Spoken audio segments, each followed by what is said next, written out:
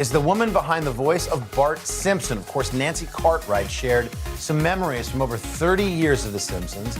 And Brian Baumgartner, who played Kevin Malone on The Office, he spoke to us about why fans love The Office so much. And later, Fran Drescher told us why every human should own a pet. And our buddy Leah Remini revealed what she likes to watch. It might surprise some people.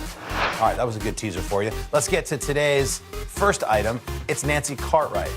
She might be the most recognizable voice from The Simpsons because she plays Bart Simpson. She's the voice. She's been behind the naughty and rebellious Bart for 30 years in The Simpsons, and she told us what it's been like to be part of such an iconic show.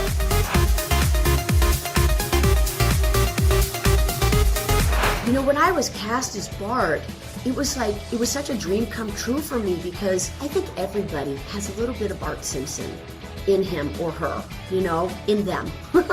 It's true. We all have these personalities. We're such a conglomeration of so many personalities.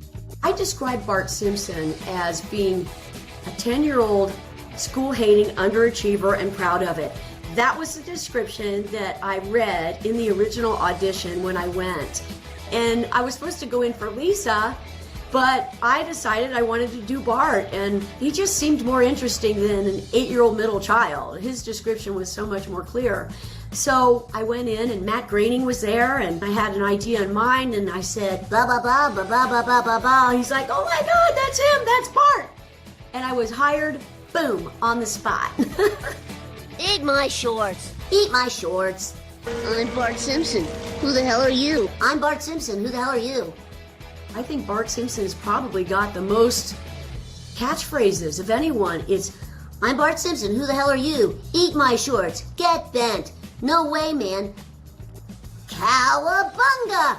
Whoa, mama. I mean, all these things are like, whoa.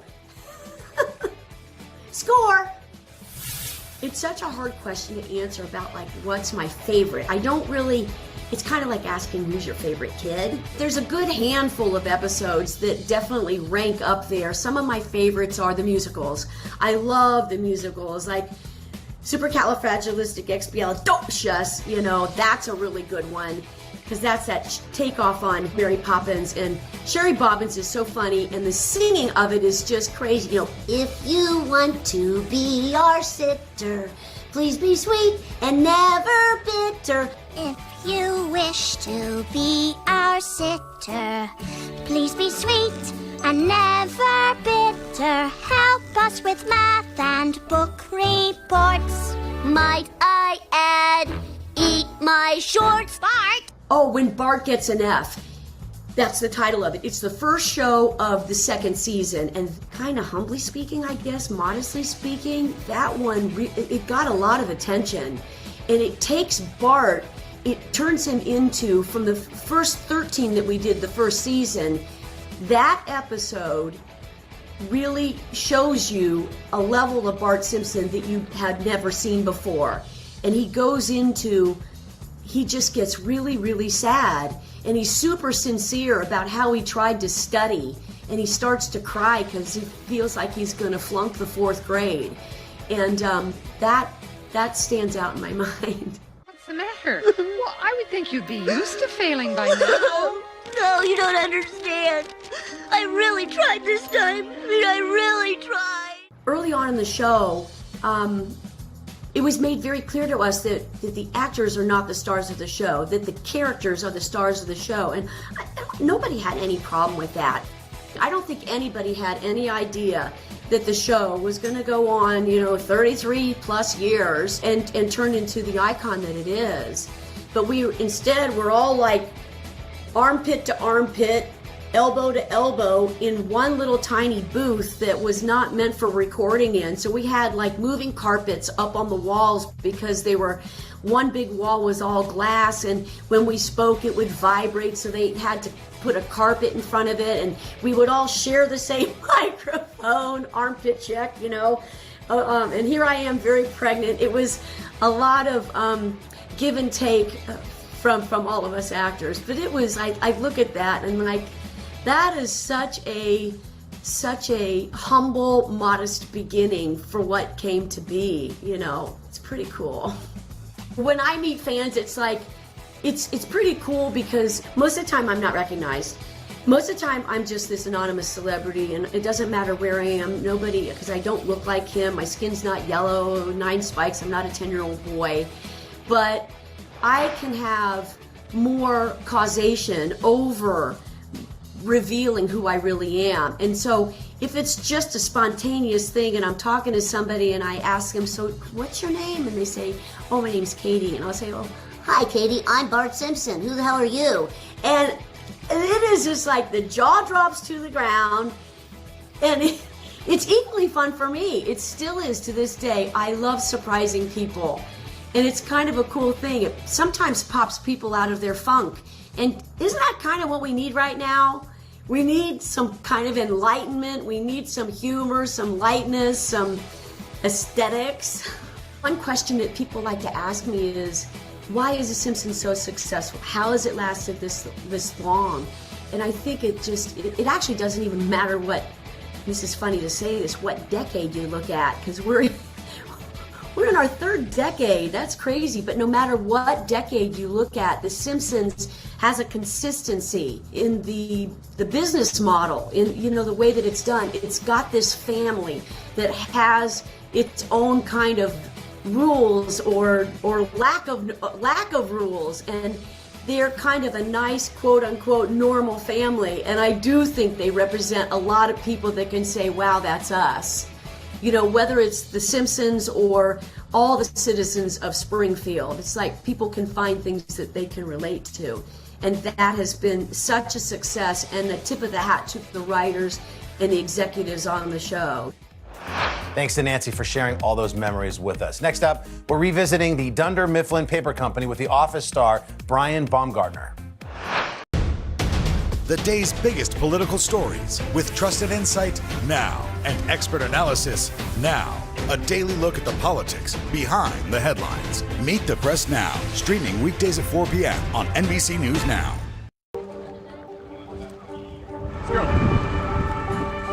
This is a critical choke point for this fire.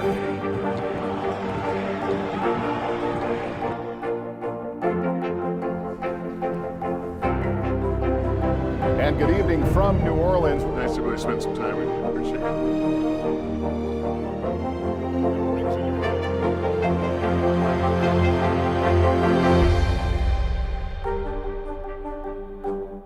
These days, it feels like the news never stops. So let's get into it. What's happening right now, what it all means for you for an hour every day. It can be hard to keep up, so let's get started together. Hallie Jackson Now, weekdays at 5 on NBC News Now. Today is now a podcast, available every morning. Listen wherever you get your podcasts. You open the door for so many people. I love working with people. I did not do any of this by myself. Hello! Lizzo, you put a smile on every single face. It feels like Christmas or my birthday or something.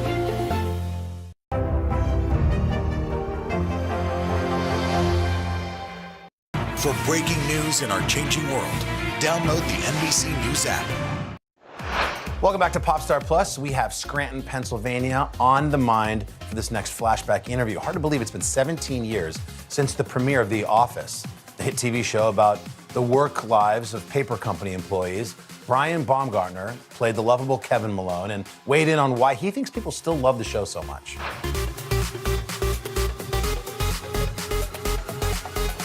At least once a year, I like to bring in some of my Kevin's famous chili. At least once a year, I like to bring in some of my Kevin's famous chili. I want to eat pigs in a blanket. In a blanket. Nope, it's not Ashton Kutcher. It's Kevin Malone. Equally handsome, equally smart. Well, Kevin Malone, how would I describe Kevin Malone? I think Kevin Malone is a man of some unique skills, who is misunderstood in a way. His childlike sensibility fits into the rest of the ensemble of The Office very well. I had such a blast playing him and continue to be delighted by how fans react to him. I do think that of all of the other actors and characters on The Office, I do think that probably I'm the most dissimilar to mine. My Kleenex shoes were a huge conversation piece, but man, my dogs are barking. But, you know, look, I loved his ability to be in the moment. I used to say he has no memory of what happened before or any ramifications for what might happen in the future. But in the moment, if he enjoyed a moment, he was willing to show it. Often didn't think too far ahead, but I had a blast playing with him. And you know, our little group in the corner, the accountants, Oscar and Angela and Kevin, I describe it as kind of a perfect comedy triangle. Well, I need to give my cat up for adoption.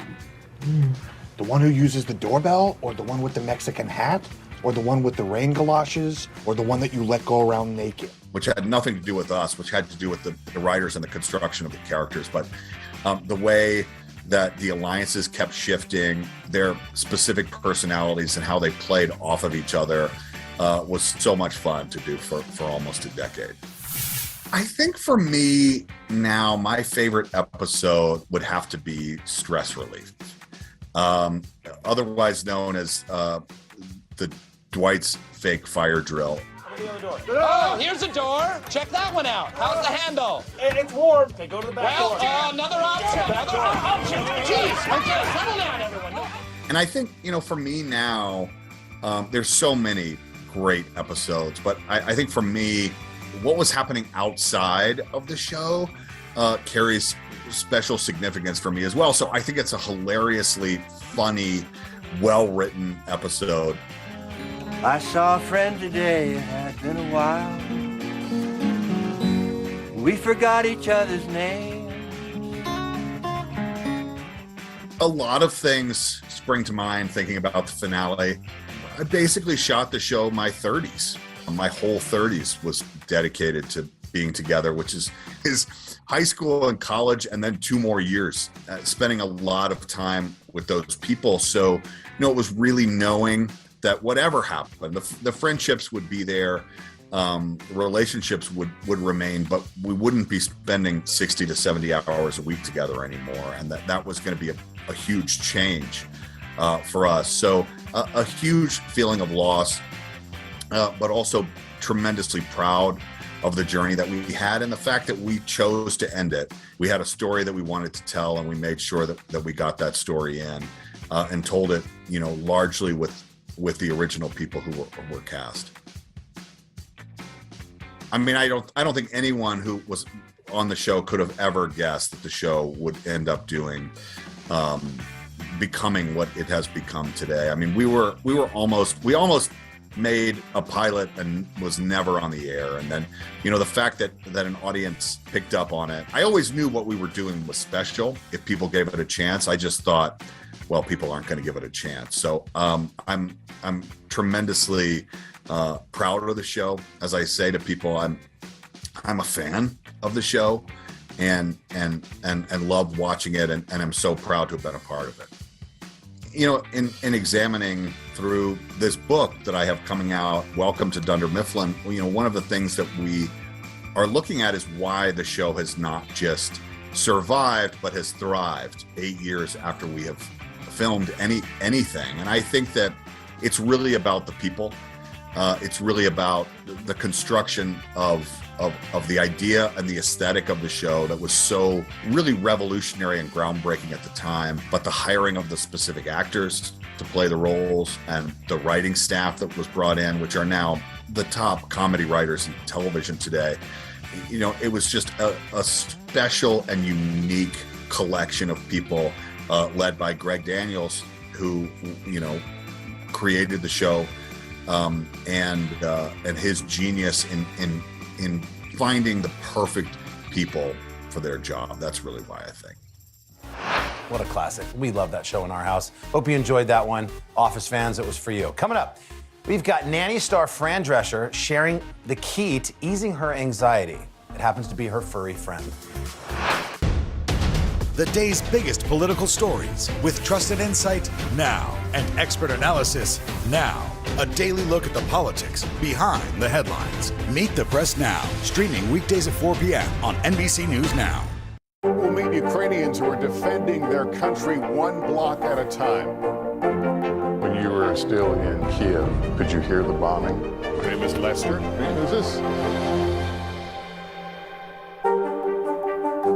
Live from Ukraine, from Uvalde, Texas, from Mayfield, Kentucky. To cover the news, you have to be in it.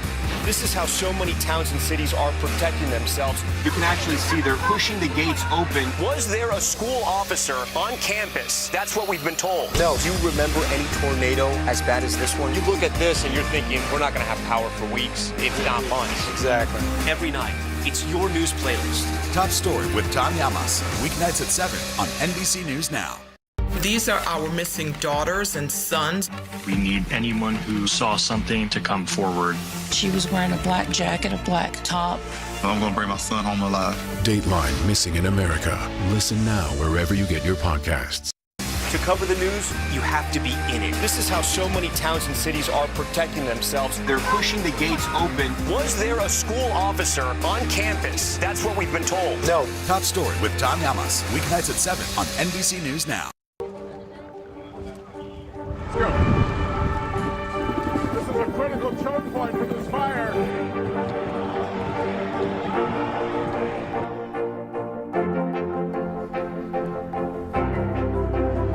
And good evening from New Orleans. Nice to really spend some time with you. Appreciate it.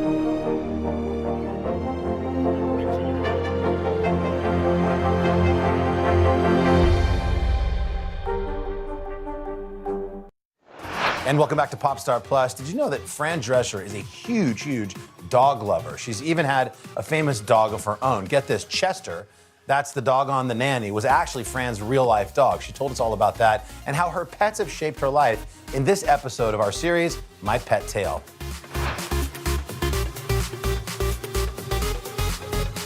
I starred on The Nanny, and I wrote a part for my first dog ever, Chester Drescher. Oh, Chester, I haven't seen you in such a long time. Nanny, fine, please. He doesn't like strangers.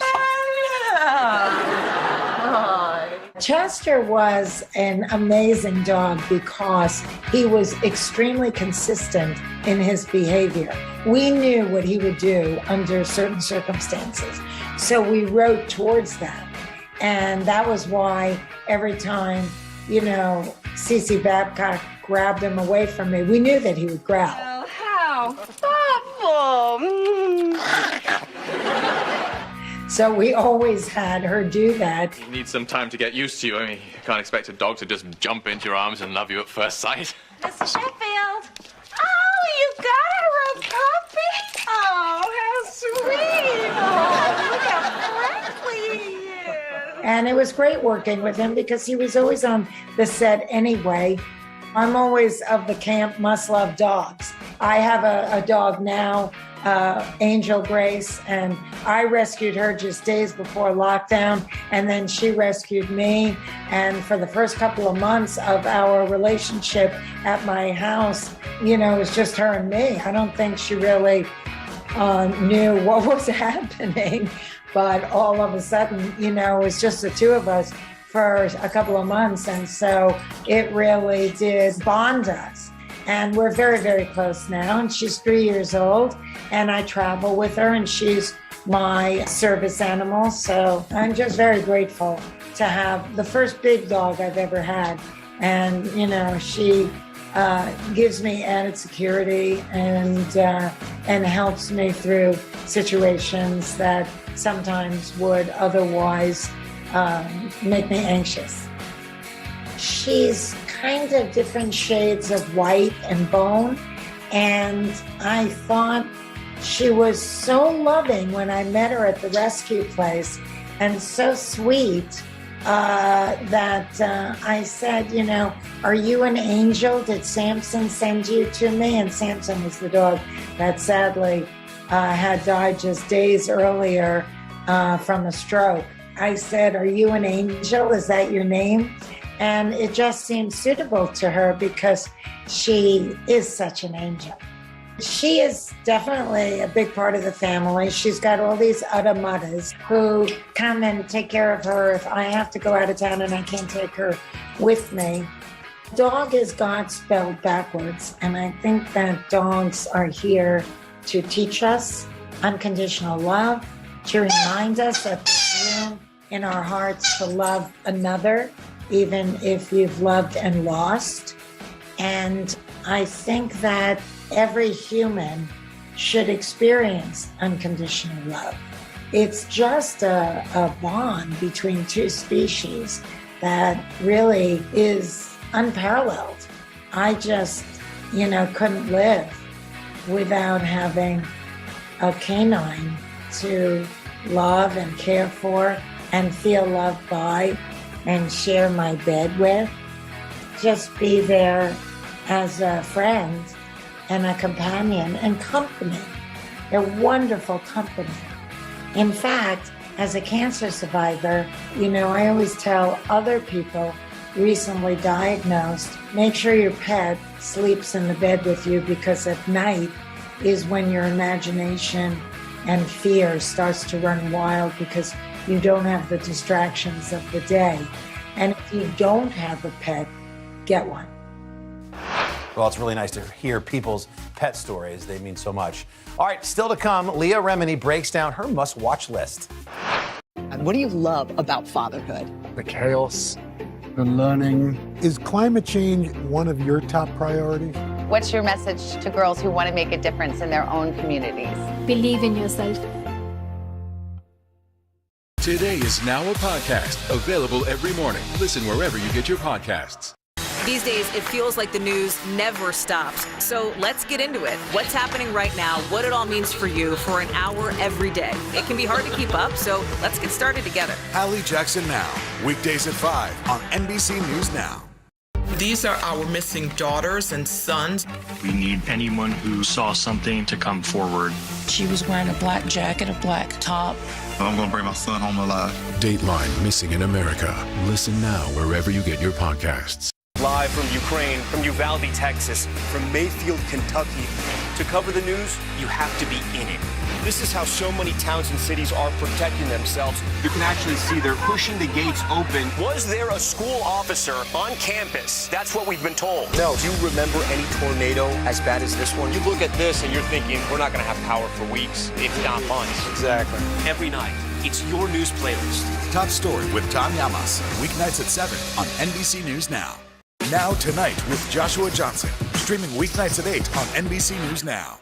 For breaking news in our changing world, download the NBC News app. And welcome back. We absolutely love learning more about our friend Leah Remini. When she can't fall asleep, she turns to one particular show, and it just might surprise you. She spoke to us for our What I Watch series.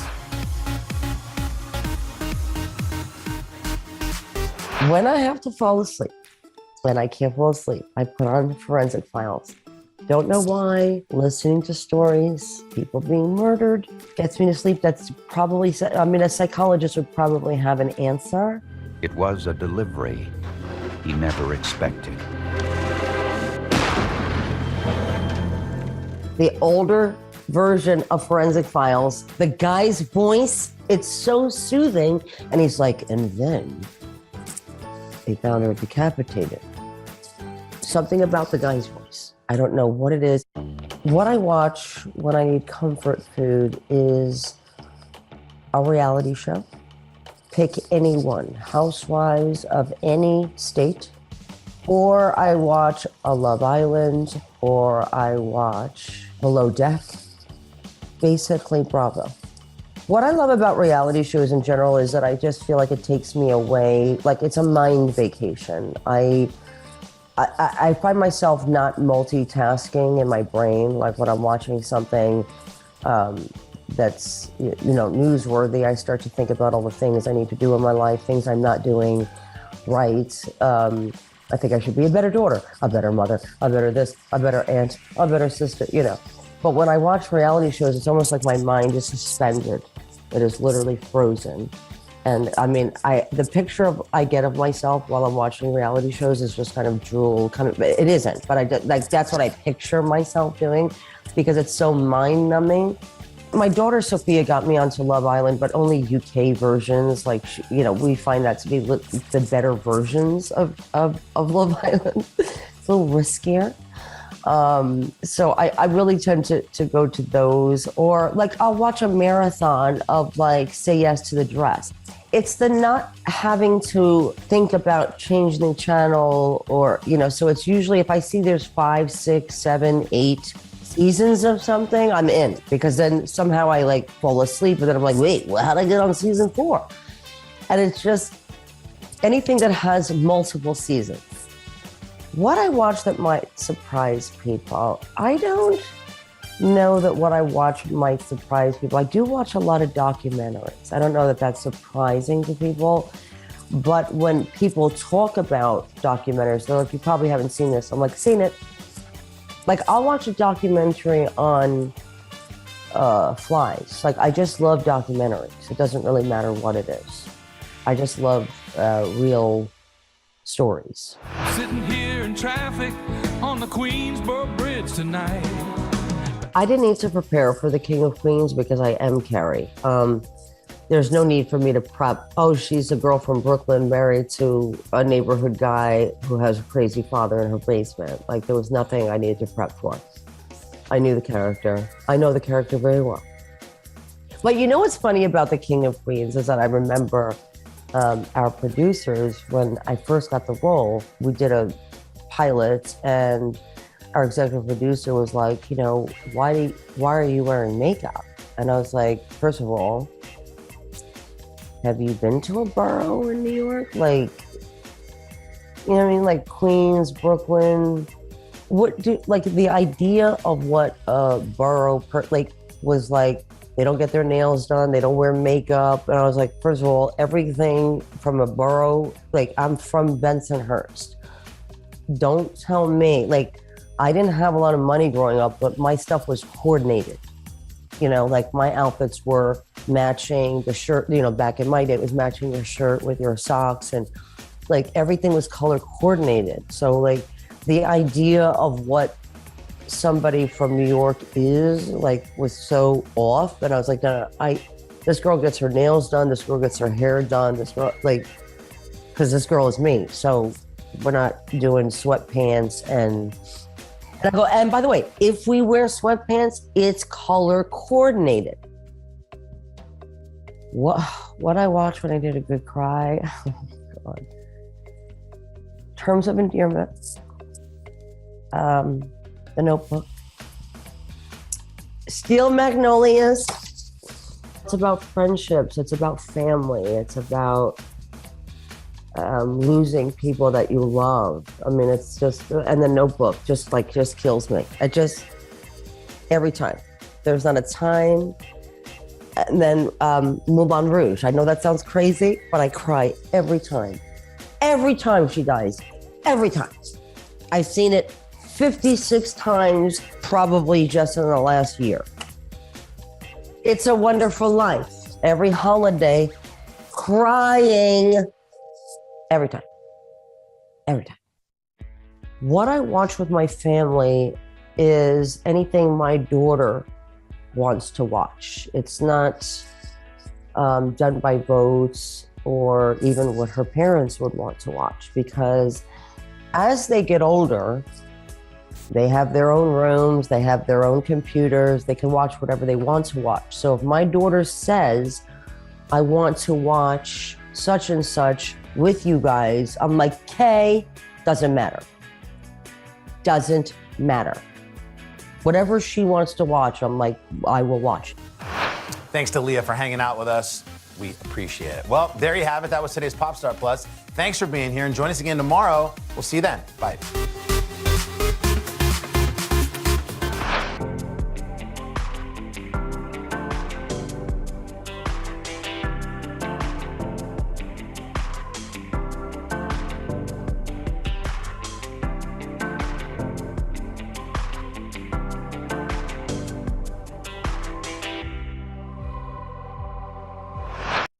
Shop All Day contributor Chassie Post, and each week I'm here with the must-have fashion and beauty products at a price you'll like in Style Finder.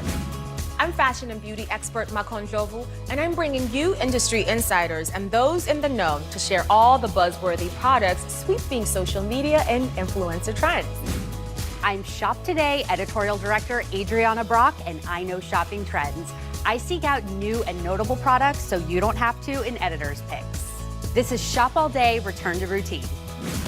Hi, I'm Shop All Day contributor Chassie Post, and we're back today with another episode of Shop All Day. The summer is winding down, which means it's time to reset and restart our routines for the fall season. Whether it's back to school, back to the office, or back to reality after a wonderful summer, these must-haves will have you ready to return to your routine in style. From a casual blazer that goes with any look to an on-the-go root touch-up solution, we've got it all, and all under $50. And remember, see that QR code at the corner of your screen?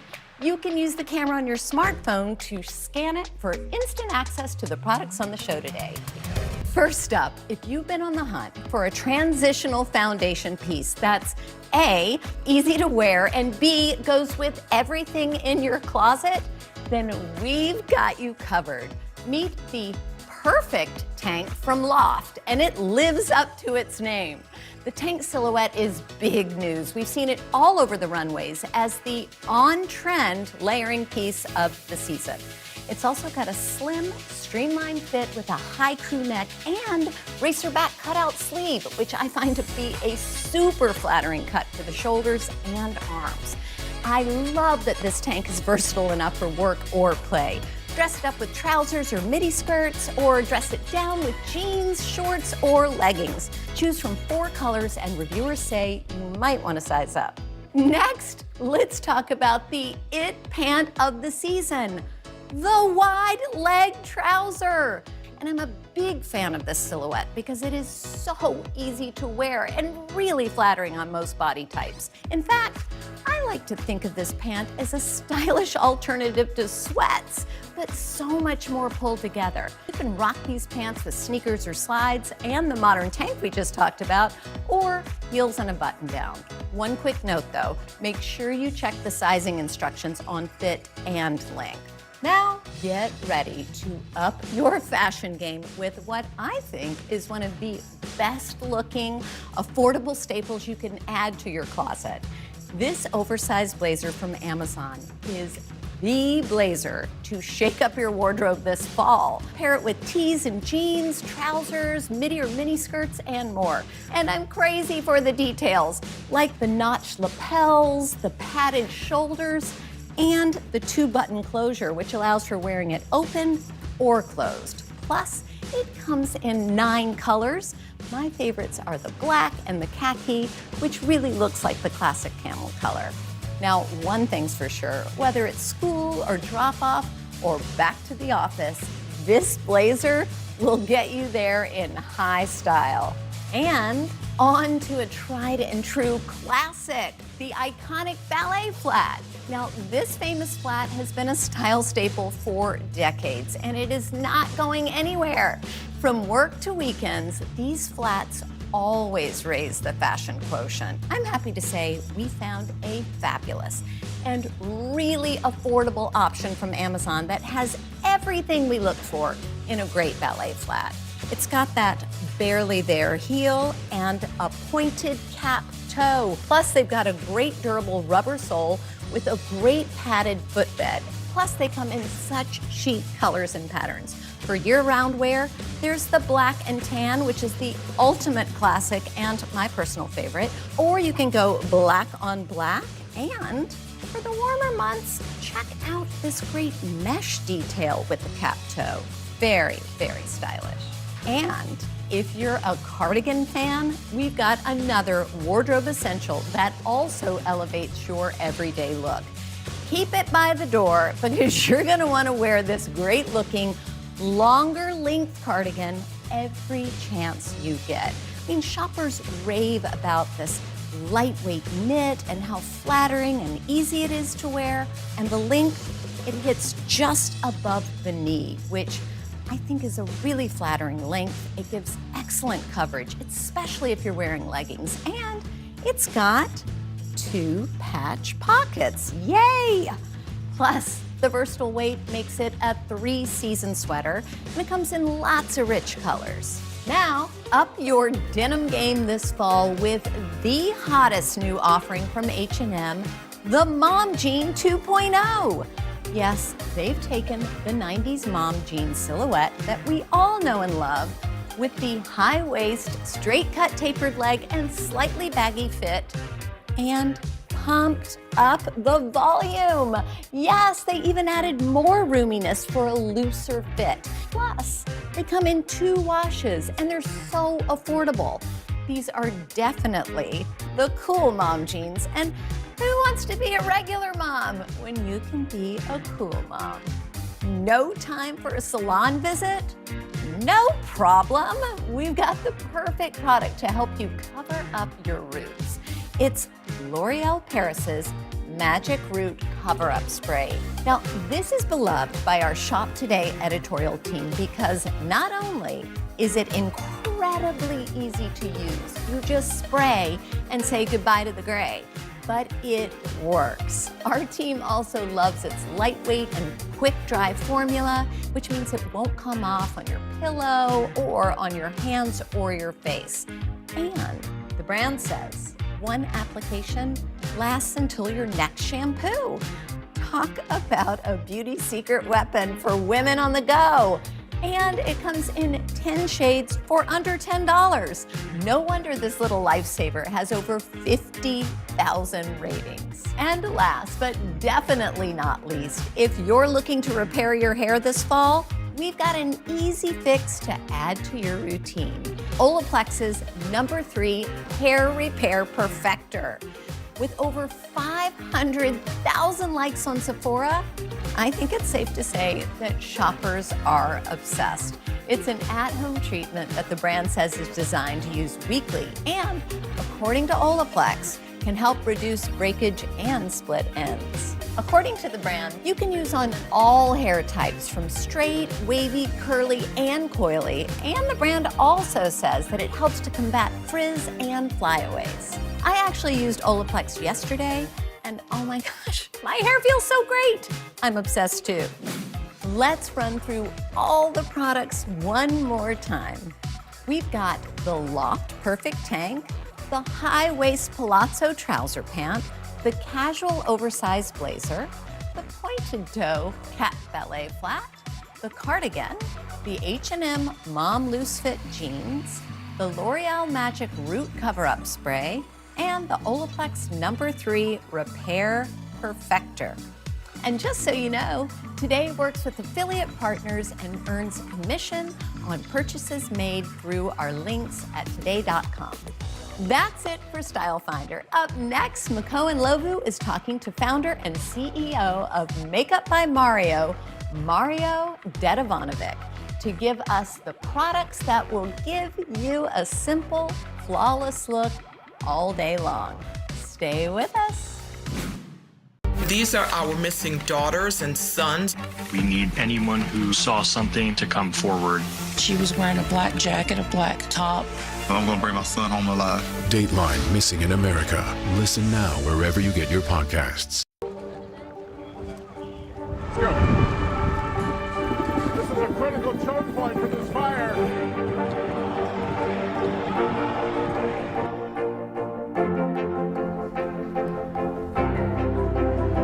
And good evening from New Orleans. Nice to really spend some time with you. Appreciate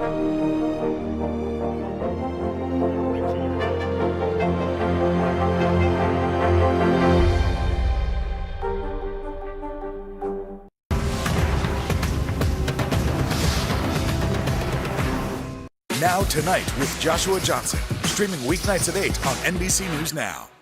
To cover the news, you have to be in it. This is how so many towns and cities are protecting themselves. They're pushing the gates open. Was there a school officer on campus? That's what we've been told. No. Top Story with Tom Yamas, weeknights at 7 on NBC News Now. These are our missing daughters and sons. We need anyone who saw something to come forward. She was wearing a black jacket, a black top. I'm gonna bring my son home alive. Dateline Missing in America. Listen now wherever you get your podcasts.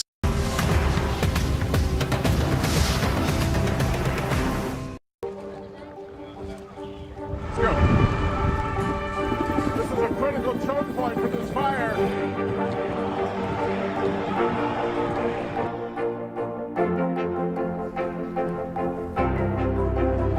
And good evening from New Orleans. Nice to really spend some time with you. Appreciate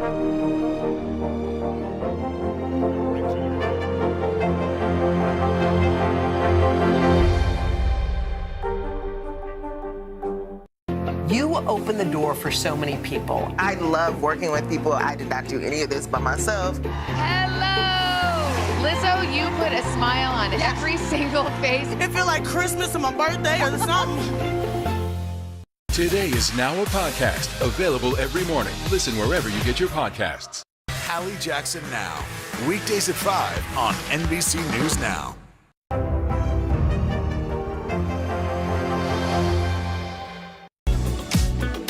Hi there, welcome back. I'm Mekong Bistro, and this is Influencer Trends, where I'll be talking to industry insiders and they'll share their favorite products and the must-have items to shop for right now. And don't forget the QR code on the corner of your screen. Use the camera on your smartphone and scan it to shop these products. Fall is right around the corner, which means it's time to reset and restart our routines. Mario Degdavanovic is here with us to share his favorite products to help you perfect your easy everyday look. Hi, Mario. How are you? I am great. How are you? I'm doing even better that you're here. We're so excited. And I want to start from the beginning, right? As a teenager working at Sephora, to be where you're at right now, how does it feel to be in this moment with that sign behind you, Makeup by Mario?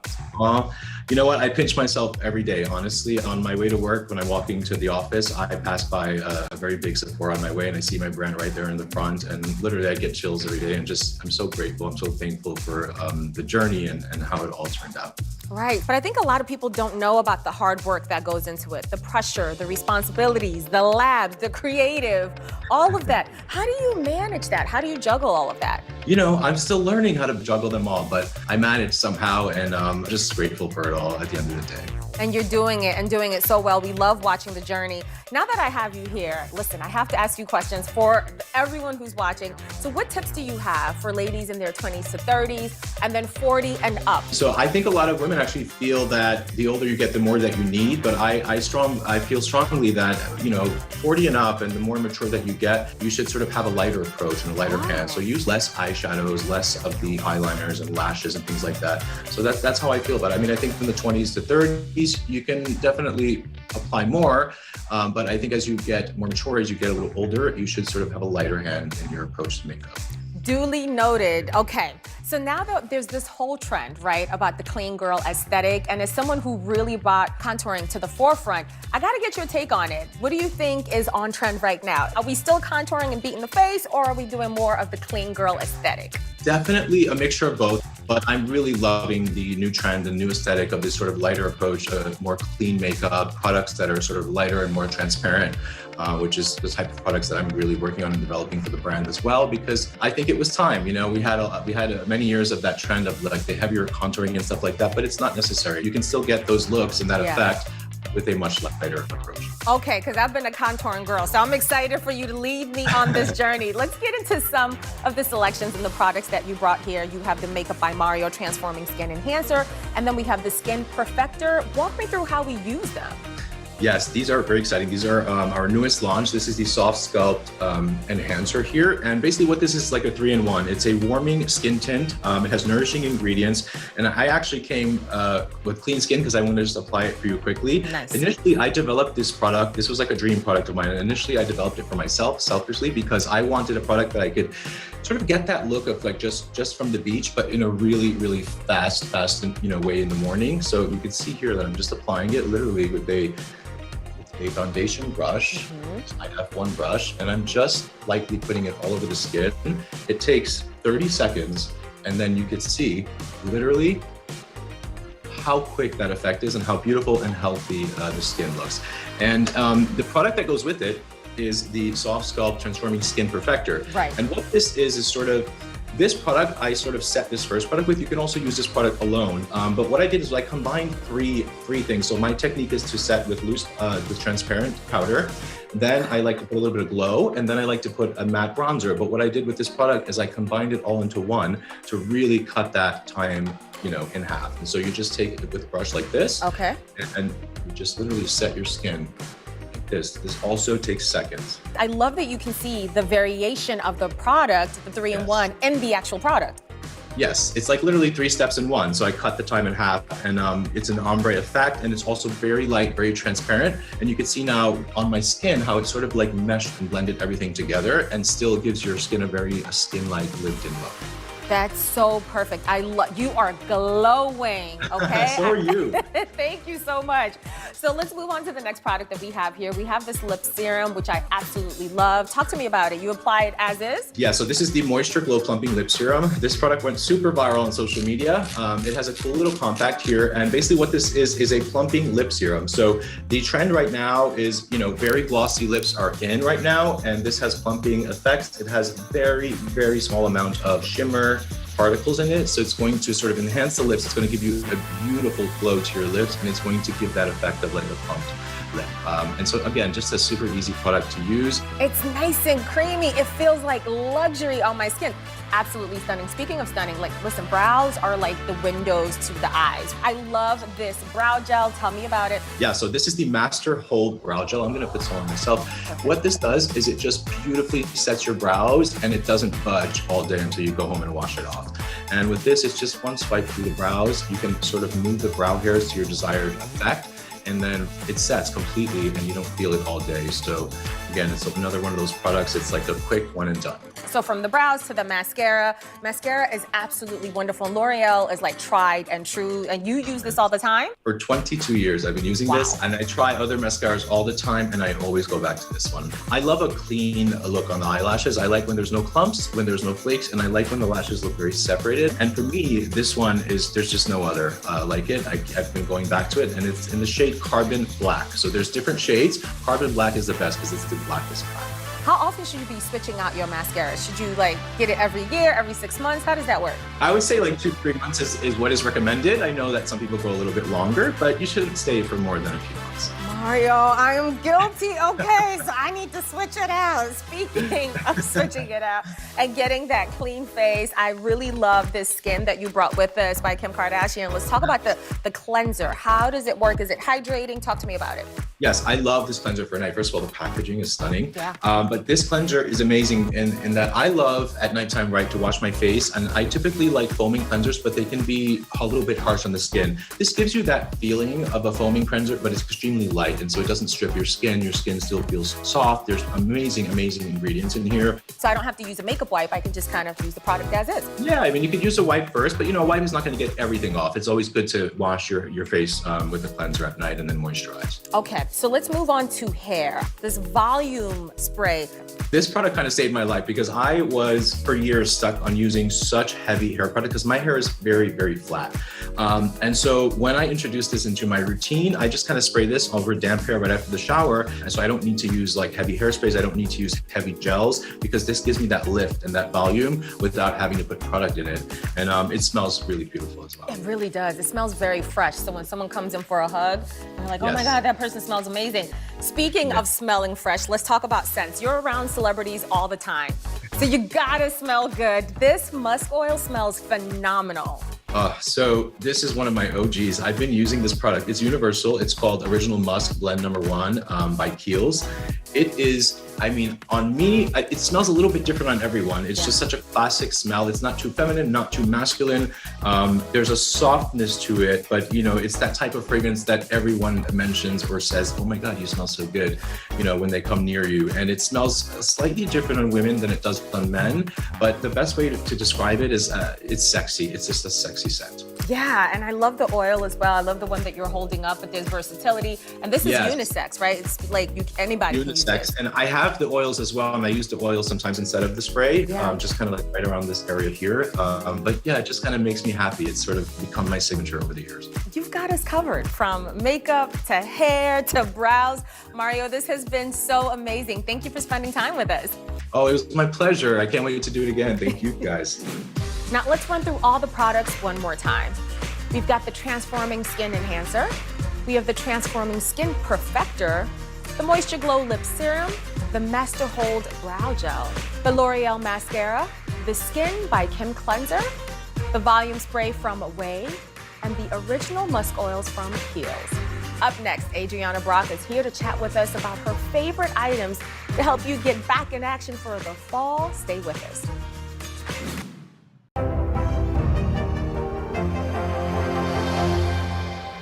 Hallie Jackson Now. Weekdays at 5 on NBC News Now. To cover the news, you have to be in it. This is how so many towns and cities are protecting themselves. They're pushing the gates open. Was there a school officer on campus? That's what we've been told. No. Top Story with Tom Yamas. Weeknights at 7 on NBC News Now. What do you love about fatherhood? The chaos, the learning. Is climate change one of your top priorities? What's your message to girls who want to make a difference in their own communities? Believe in yourself. These are our missing daughters and sons. We need anyone who saw something to come forward. She was wearing a black jacket, a black top. I'm going to bring my son home alive. Dateline Missing in America. Listen now wherever you get your podcasts.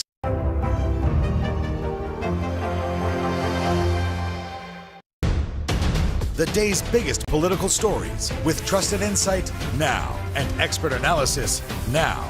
A daily look at the politics behind the headlines. Meet the Press Now, streaming weekdays at 4 p.m. on NBC News Now. What do you love about fatherhood? The chaos, the learning. Is climate change one of your top priorities? What's your message to girls who want to make a difference in their own communities? Believe in yourself.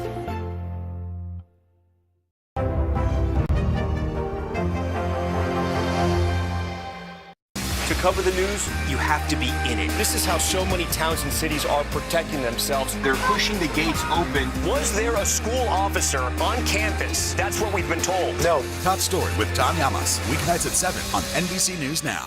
These are our missing daughters and sons. We need anyone who saw something to come forward. She was wearing a black jacket, a black top. I'm going to bring my son home alive. Dateline Missing in America. Listen now wherever you get your podcasts. We'll meet Ukrainians who are defending their country one block at a time. When you were still in Kiev, could you hear the bombing? My name is Lester. And who's this?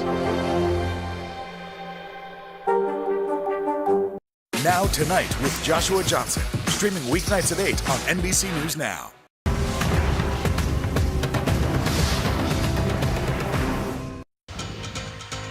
Hey everyone, welcome back. I'm Shop Today editorial director Adriana Brock. We are bringing you some of our favorite products to help you refresh and restart just in time for fall. We've got everything from smart organizational solutions for your home to products that are simply time savers for your busy days and nights. And you know what to do. See that QR code at the corner of your screen? Use the camera on your smartphone to scan it for instant access to all the products on the show today. So let's get started. So when it comes to sleep, the only thing better than a comfy bed is a set of pajamas that are gonna keep you cool all night long, and these fit the bill. So according to the brand, they're made with bamboo fibers, which help make the fabric more breathable to help you so that you can stay cool all night long. They are so cozy. They also have a little bit of stretch, which to me makes them even more comfortable. I wear these year round. They're great for summer, fall, even winter. And I also love the design. They come in a bunch of different colors, but they've got that sleek button up top with the wide leg pants, so you can wear them all around the house. I live in them on the weekends too. And when you're getting back into the swing of things, getting organized is step number one. So if you're starting with your beauty products or your accessories, this organizer is so neat. It's made for cosmetics, but it's got a two-part system. So it's got the 3 drawers and then a vanity organizer stacked on top, so you can use them together or you can break them apart. What's really cool is that the drawers are roomy enough for larger products like your foundation, your makeup palettes, and I love the design because it's easily accessible. You can get everything you need all at once. And then the second organizer actually has 13 compartments to keep everything together and tidy. It's so versatile. Honestly, you can use it for storage for your jewelry, small accessories, or even keep it in the office to keep all your supplies handy. This next one our team recently stumbled upon, and it's so cool. It's called the Commuter Backpack, and it's versatile enough to travel or use as an everyday carry-all. So it's designed to fit everything you need for your day inside. You get a huge padded laptop pocket, these spacious pockets inside, and you also get a wide zip pocket on the outside and a bottle sleeve. So the fabric feels really sturdy, and according to the brand, it's made with a water-repellent nylon, and you get the padded shoulder straps, so you get comfort all day long. But one of my favorite parts too is that it's got the trolley sleeve so that you can put it on your carry-on when you're traveling too. And if you're heading back to the office or the kids are going back to school, this backpack is for you.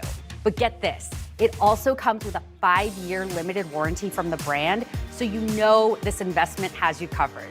And speaking of keeping things nice and neat, if you're like me, you have your container lids all over the place in the cupboard. So pick up this next one. It is from Ucopia, and it's actually a lid organizer for all those containers that you have lying around the kitchen. It uses adjustable dividers so that you can line up all those lids and you don't have to go digging around the kitchen to find the ones that match up to your bowls and all your containers. It's really awesome because it's got a wide design, so you can line up the dividers in all different directions, and it's gonna fit most lids, from the bigger ones to the really tiny ones. And when you keep them all together nice and neat, you free up the space in the cupboard, free up the shelf space, and you don't have to go digging around anymore.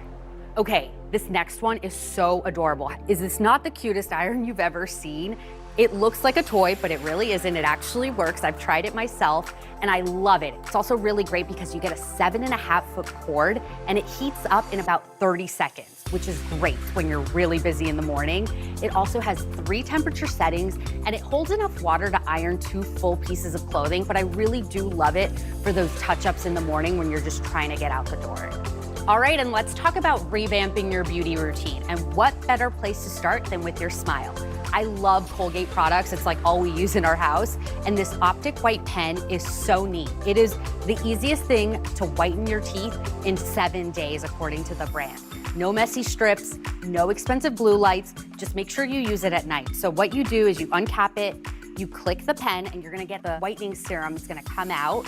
You just swipe it on every tooth across the top and the bottom.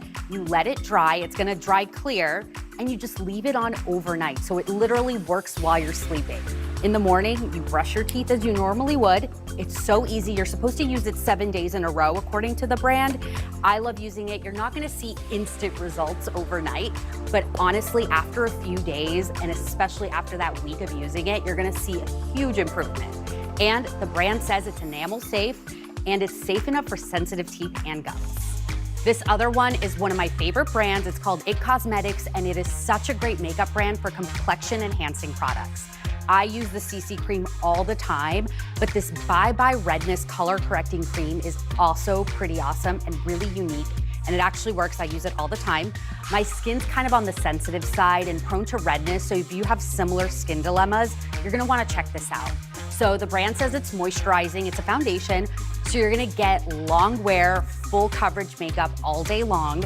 It's specifically designed to neutralize redness without a heavy makeup look. So the brand said it's made with soothing ingredients like oatmeal, aloe, and avocado, which is gonna help camouflage discoloration from things like broken capillaries, blemishes, irritation, sun damage, and even rosacea. And last but certainly not least, if you have odds and ends laying around the house that need to go upstairs or downstairs, this Stair basket organizer is a perfect solution for that. So instead of piling up all those items that you use on your actual stairs, this cute wicker basket keeps them all organized, and it's got a really unique shape, so you just fit it on over the stair. It's deep enough for things like shoes, all the kids' clothing, any odds and ends around the house, but most importantly, it keeps all those items off the stairs and neatly tucked away. This is one of those clever solutions you never knew you needed. So let's run through the products one more time. We've got the pajamas, the cosmetics organizer, the commuter backpack, the lid organizer, the steam iron, the Optic White Pen, the IT Cosmetics CC Cream, and the Stair basket. And that's a wrap on Editor's Picks and for our show today. It's been so fun showing you all of our favorites. Thanks for watching.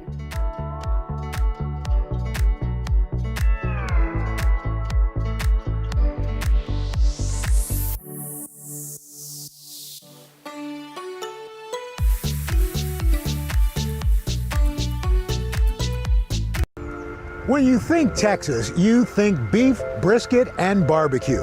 But here in Austin, the state's capital, there's so much more than that. We've got folks and chefs from all around the world who are putting their mark on this city's culinary scene.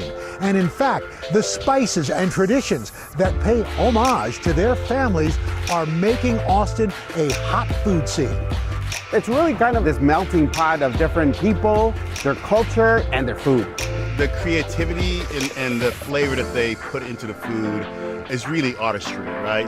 It's really the diversity of food. Like, you can get some of everything here. So what keeps Austin weird and tasty? We're about to find out. It's time to head out of Studio 1A and hit the road for a new kind of culinary adventure. Follow me as I taste some of the most iconic foods around the country and meet the families behind them. Together, we're going to learn how a good meal has the power to connect us to our past, our future, and each other.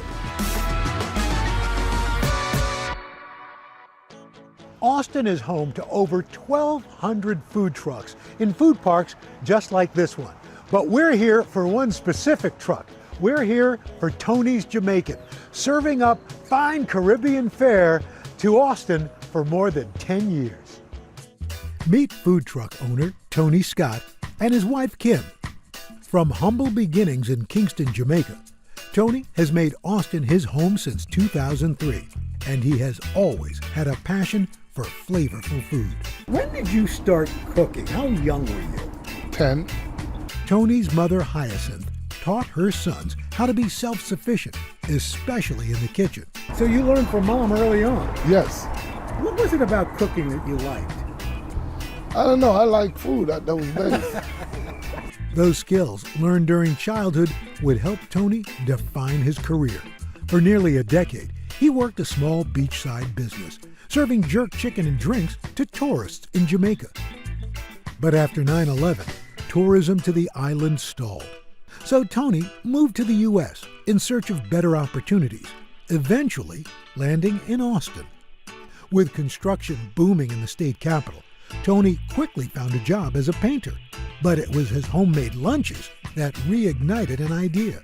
You're working, you bring in Jamaican food that you made, some of your friends taste and say, where'd this come from? Yes, I cook my own food, and they was like, oh, you should, open a restaurant.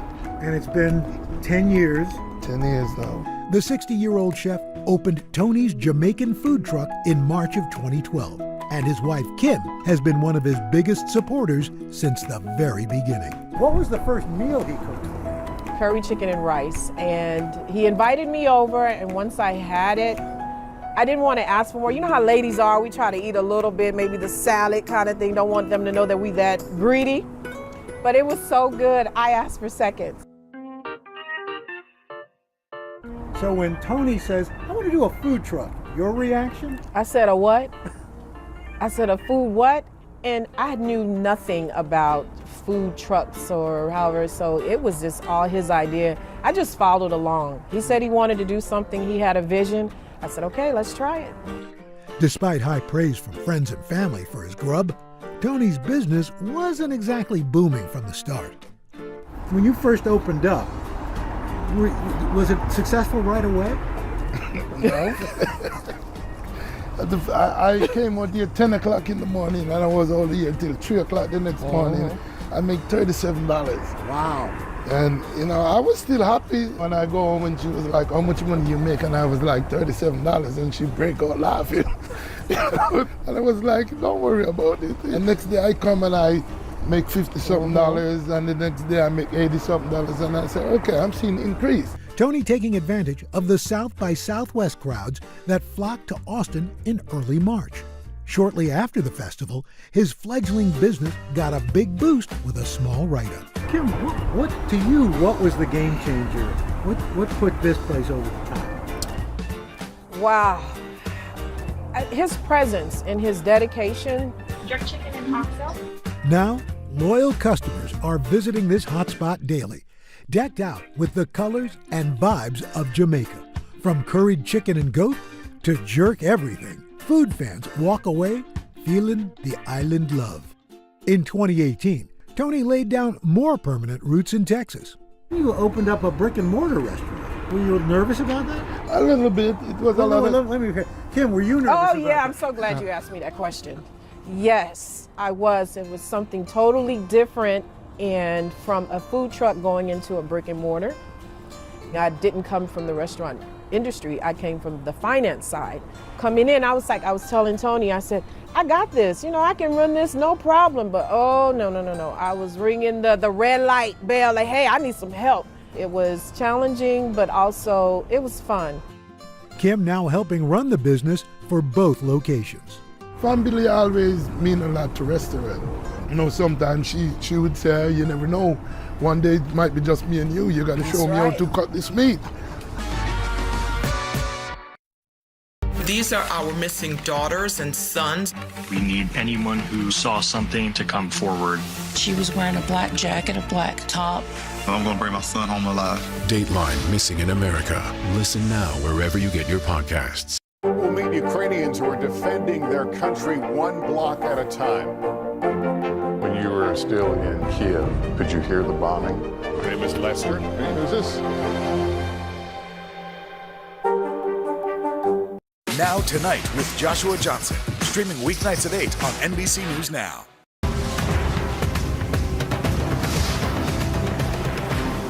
Hallie Jackson Now, weekdays at 5 on NBC News Now.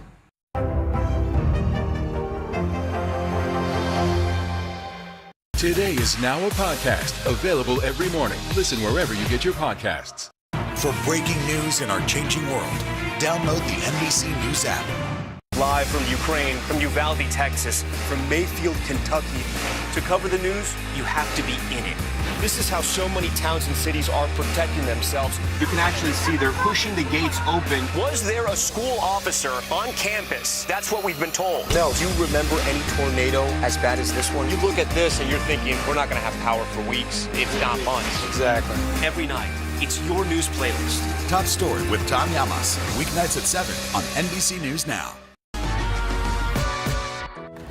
Jerk chicken and oxtail. Thank you very much, sir. Have a great day. You too. God bless. Tony Scott dishes out hundreds of plates to hungry customers each day, but he's best known for one Caribbean specialty. My mother is Jamaican, and in our house, oxtail was king. Yes. Oxtail stew, oxtail and dumpling. Yeah. Oxtail. My mom is Southern, and she actually mentioned it to me. I said, oxtail, and she just said it was a beef. So I've never really had it. And then when you first had it? It was delicious, and I eat it all the time now. That's the problem. Isn't it interesting that it was the cheapest cut of meat? Now it's considered a delicacy. You go to all these upscale restaurants, oxtail ravioli, oxtail rice, it's now everybody's into oxtail. I know. No, I'm scared to go in a restaurant and not oxtail.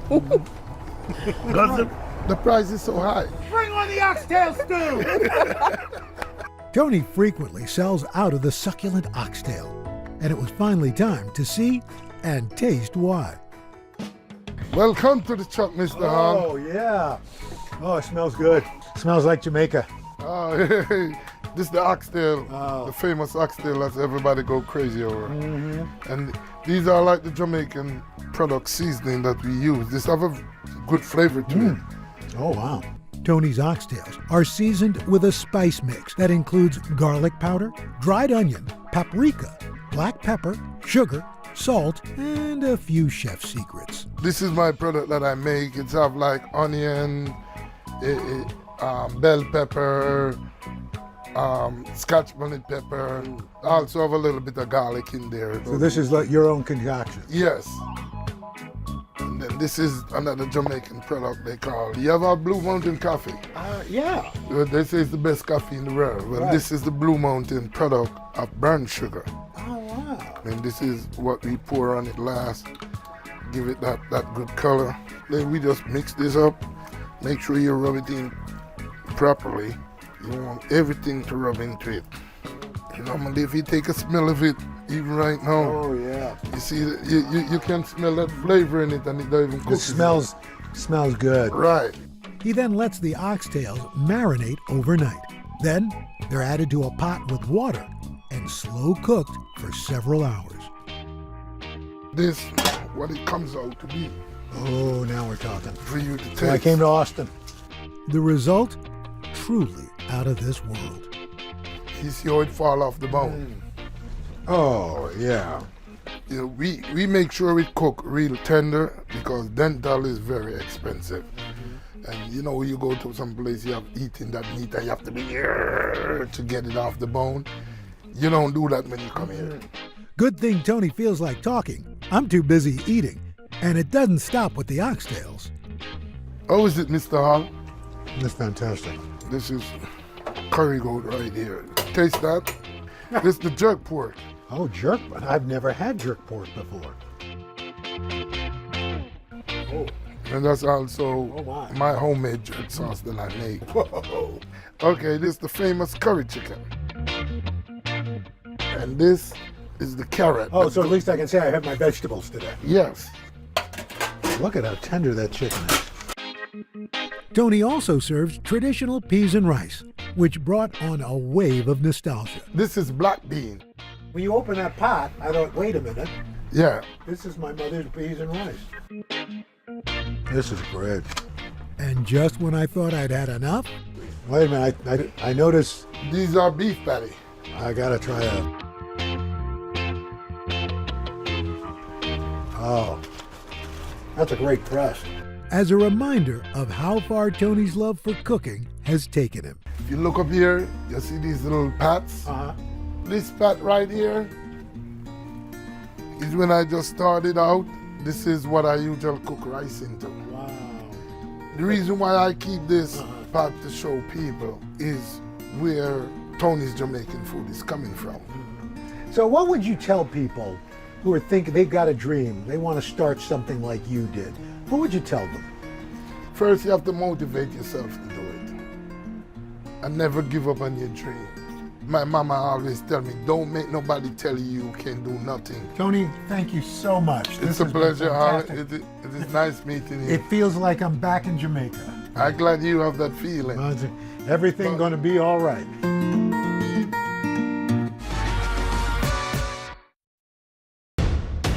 The day's biggest political stories with trusted insight now and expert analysis now. A daily look at the politics behind the headlines. Meet the Press Now, streaming weekdays at 4 p.m. on NBC News Now. Today is now a podcast available every morning. Listen wherever you get your podcasts. Welcome back to Today. We got a lot to celebrate on this Wednesday morning. It's good to have you along with us. You don't know when your moment's coming, but when it does, you take it. Everybody's good, and that's it. These days, it feels like the news never stops. So let's get into it. What's happening right now, what it all means for you for an hour every day. It can be hard to keep up, so let's get started together. Hallie Jackson Now, weekdays at 5 on NBC News Now.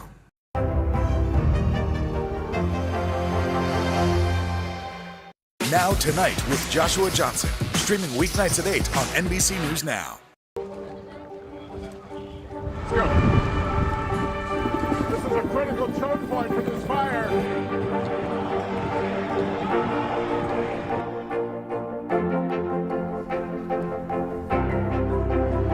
And good evening from New Orleans. Nice to really spend some time with you. Appreciate it.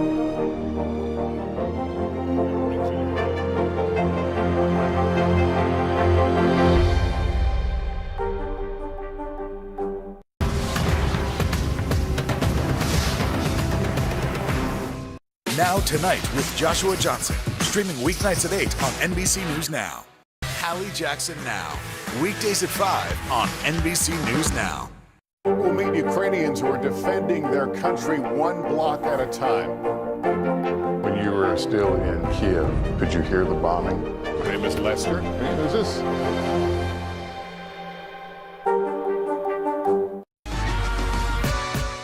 Just a few miles from the hustle and bustle of downtown Austin is Mekong Bistro. It is a spot that's loved by locals and tourists alike for its Vietnamese comfort food. Who's the better cook in the family? I'm not gonna even bother asking my mom about that because my mom is hands down the best cook. Coi như là con tôi nói thằng này nấu ngon nhất. Chef Will Hyun and his siblings opened Mekong Bistro to honor their mother, Ann Hang, a refugee who fled Vietnam after the fall of Saigon and working tirelessly to provide for her family in the United States. She took a chance to travel across the ocean with nothing in hand, working ever since she's been over here, working from morning to night, and still provide us with a hot meal every day. When Mekong first opened, Will hoped that his mom would finally stop working, but Ann had other plans. Technically, she's retired, but like I said, she would not stay home. Ann's passion for food starting in her home country. Mẹ chỉ hồi khoảng 17-18 tuổi đó là đi theo mấy người ở dưới quê mình ta đi nấu đám cưới này kia nọ, rồi thì thích nấu vậy thôi. In 1972, Ann married Kia Huynh. They had 4 children in Vietnam. Ann turning to cooking to help support the family. Nấu ngoài chợ bán thì chỉ có khoảng 2 tháng cỡ đó thì cũng bán nấu hủ tiếu nấu đồ Việt Nam thôi. This is my dad and my mom right before the fall of Saigon. When the Vietnam War ended, the family was looking toward a better future in their homeland. But in 1975, the Viet Cong began to invade Saigon. Giải phóng vô thì mẹ muốn tự do, không có muốn ở bên Việt Nam nữa, muốn đi tìm tự do. Ann's husband fled the city first, Will leaving when he was just 7 years old. It was scary. We left separately, me with my uncle and my mom with my 3 sisters that came a year later, because if you get caught, you were thrown in jail. Luckily, we made it out. We were rescued by cargo boats, but they rescued us. They took us to the Malaysian refugee camp. Will and his uncle secured refugee status, eventually reuniting with Will's dad in the U.S. In the years spent apart from his mother, Will began experimenting in the kitchen with a little nudge from his uncle. He told me that, there's only 2 of us. You're gonna have to do your share, so learn to cook something. In 1983, Ann made the journey to the U.S. with her daughters. Đi vượt biên thì nó đi tàu nhỏ thì nó cũng hơi khó khăn, nhưng mà qua được tới ấy rồi đoàn tụ gia đình thì rất mừng. Tại vì chồng con gặp lại mặt chồng con hết, thành ra rất là sung sướng. But adjusting to a new country as refugees was a struggle. When we came over, nothing in our pockets. We relied on government assistance a little bit. Luckily, she's a great cook. So it wasn't bad for us at all. Growing up, that's how she shows us that she loved us by putting all that love into the food. The family moving from Houston to Louisiana, finding work in the seafood industry. But Will wasn't so happy living in a small town.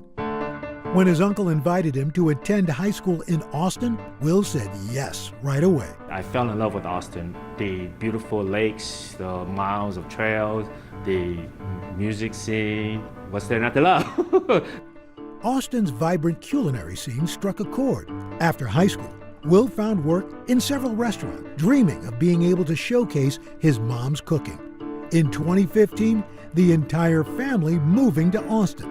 But Ann still wasn't sure about opening a restaurant. Asked her many times in the past to do something like that. She's dead set against it. She said it's just way too much work. Eventually, Ann agreed to share her recipes for just one reason, her family. Thích làm với con cái mới lên hát với cho con. Chứ giờ lớn tuổi rồi thì cũng còn sống được bao lâu nữa.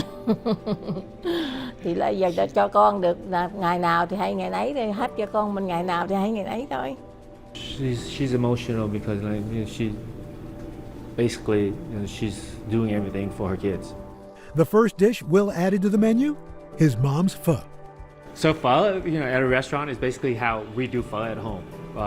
When we cook pho at home, it's a big pot that's gonna feed us for at least 3 days. We have pho for breakfast, we have pho for lunch, we have pho for midtime snack, we have pho for dinner, and pho at night for snack at night, until the pot's gone. With the help of his family, Will created several new dishes. Our menu does incorporate a lot of fusion Asian dishes, and that is because of the family business. My mom's a cook, I cook, my sister cooks, my brother cooks. Second beef dish was something that I've tried out. I consider myself a Texan. We love beef. It's a dish that my mom and I collaborated together to put out. Basically, just cubes of real nice tender beef that's been flashed in a wok. It's been 6 years since Mekong Bistro opened, and Will and his mom still love working together. Làm ăn gia đình thì cái này cũng như giúp cho con thôi. Thì thấy nó tự xúc động rồi mình ấy vậy thôi, chứ mẹ đâu có biết làm sao giờ. Mình thấy hy sinh cho con mình được ngày nào thì hãy ấy vậy thôi. Mình thấy nó xúc động vậy thôi. I admire her greatly. The courage it takes just to make that journey and to just stick with us no matter thick and thin. She's my hero. She really is my hero.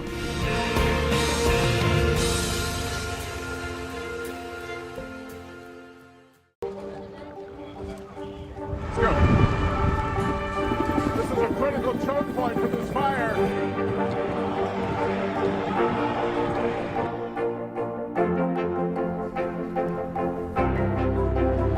And good evening from New Orleans. Nice to really spend some time with you. Appreciate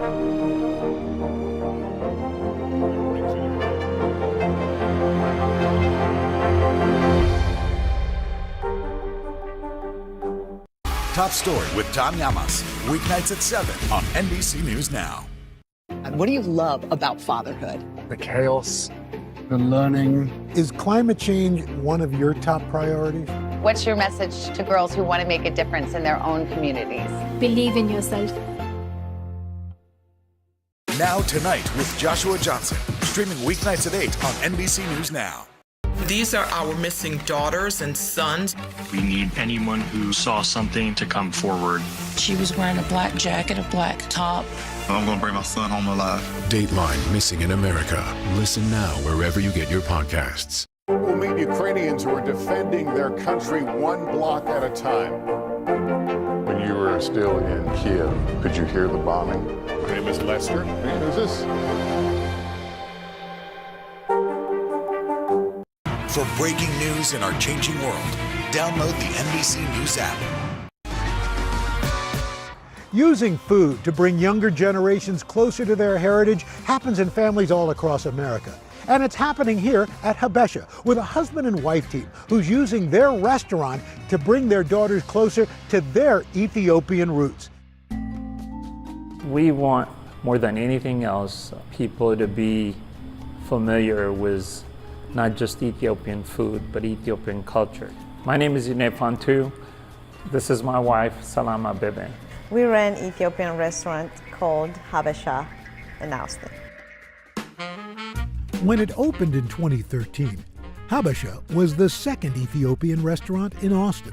People, they come in here, we give them the food, they said, "Where's the fork?" Your hands. Ethiopian food is eaten with injera, a fermented flatbread made with teff, a gluten-free grain.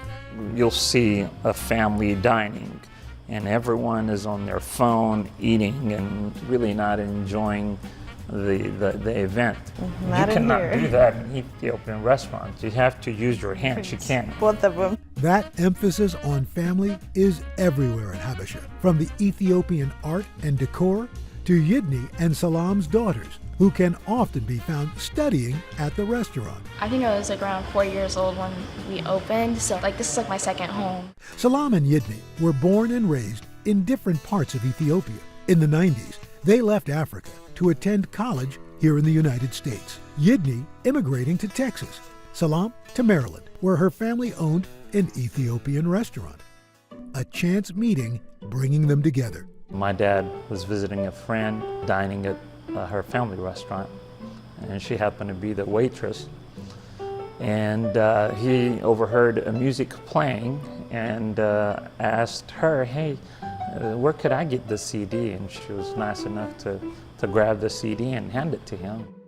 But Yidney's dad was thinking about more than music. When he got home, he immediately gave his son a call. And he said, hey, just call her and thank her for me. When he called me, I was like, I give it to your dad, not for you. And then he kept calling me. I was like, okay, I think he's not gonna give up. My dad was one who hooked me up. They dated long distance before Salam moved to Texas, the couple marrying in 2003. Their daughters, Edel and Azel, are now teenagers. I think we've always been around food. My mom's always cooking. For me, I love her pancakes. She makes the best pancakes. Salam left the restaurant industry to focus on parenting, but Yidney knew his wife's heart was in cooking professionally. What I saw in her was the passion to own her own business. I really want to open a restaurant, and I love the customer service and cooking. In 2012, Yidney and Salam finding the perfect location for their restaurant. Austin is a very unique town in that there is people from all walks of life. And I think part of the reason that we are successful is because of that diversity. Habesha's menu honors their Ethiopian heritage with many vegetarian dishes, from stewed yellow split peas to braised collard greens. They also serve more than a dozen dishes with beef. Texas has a lot of people that loves meat, so we have a bigger selection of meat as well. And I think my favorite dish, and that is the kutfo, or the steak tartare, when it's done right. That's probably the best dish in the world. It's a ground beef and mixed with butter and spices. When the pandemic hit, Habesha's popularity helped save them from closure. And I said, okay, this is it. I think we're gonna fall down now. And then people, they support us. They love to be here. They send us check. They send us cards. We have a good community. The donations from fans kept them afloat until they figured out a to-go plan. Before COVID, takeout business was only 3 or 4% of our business. And overnight, we had to do 100% of our business. And by nature, Ethiopian food is not takeout, so we had to figure out a way to package the food, to market the food. After laying off most employees, the couple had to work non-stop. As the to-go business began ramping up, Edel and Azel pitched in to support their parents and save their beloved second home. I would write down like the orders, like the online orders, and I would like put them in the kitchen and cleaning, washing the dishes, cutting the injera, like folding it, boxing up to the orders. They did a lot, and they're part of the reason why we're still around. So I'm sorry I get a little emotional when I talk about them, but yeah,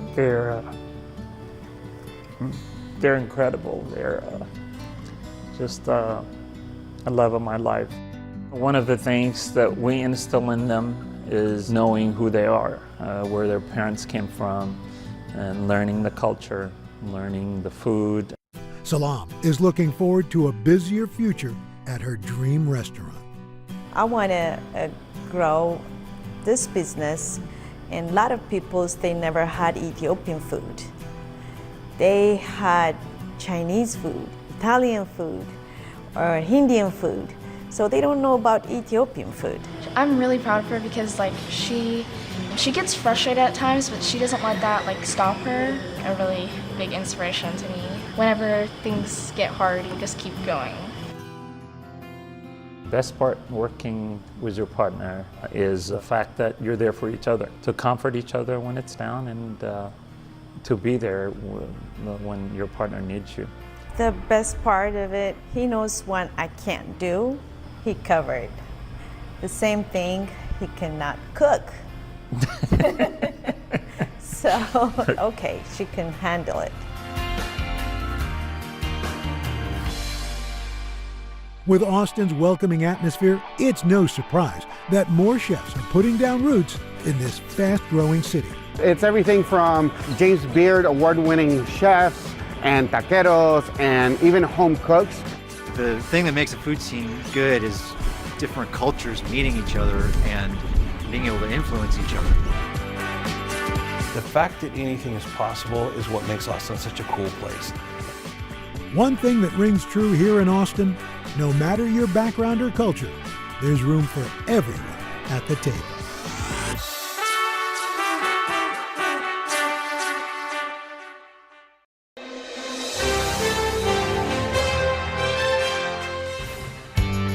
Okay, I'm going to name 2 of the most popular movies of our lifetime, and I want you to pause for a moment and just remember the joy those movies brought to you. Okay, ready? You've Got Mail and Sisterhood of the Traveling Pants. Come on! They're too good. And both of those screenplays were co-written by my guest today. She has also written dozens of books, many of which are bestsellers. I'm talking today with Delia Ephron. Now, her last name may sound familiar to you. She's the younger sister of Nora Ephron, queen of the romantic comedy, a voice for a generation of women.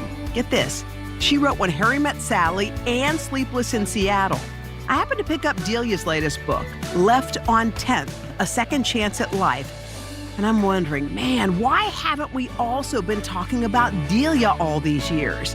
Here's what you should know about Delia. Just like her sister, her writing is incredible. It's so beautiful. I just didn't want to put the book down. But she doesn't just write to pay bills. She writes to heal. Oh my God, I'm so excited to see you. You are brilliant. Come on. There's not enough dog ears or highlighters for this book. Oh my goodness. Thank you so much. Wow. That's wonderful. Wow. You're just what the doctor ordered for this time in life. Oh, thank you very much. That's really good to hear. Wow. First of all, what a delight it is to see you in person. I have to say, there are books that are packed with life lessons. This one's overflowing. It's called Left on 10th, A Second Chance at Life. And I want to talk about the second chance, but can I just talk about the first chance first? Can we go back to the beginning? Sure. Do you mind? Of course, okay. Whatever. I'm sure, Delia, a lot of people know you they know your last name very well, Ephron. Mm-hmm. A lot of people, of course, know Nora Ephron. I mean, I know for a lot of your life, you grew up and you have siblings. You've got Nora as your older sister. You've got 2 younger siblings. Mm-hmm. How would you describe yourself in the group of 4? Oh, I was the funny one. Mm-hmm. Oh, we all get the little label in the family, and that was my label. I'm not sure what my other sisters were labeled, but that was definitely, and every time I said something funny at dinner, my father would shout, "That's a great line, write it down."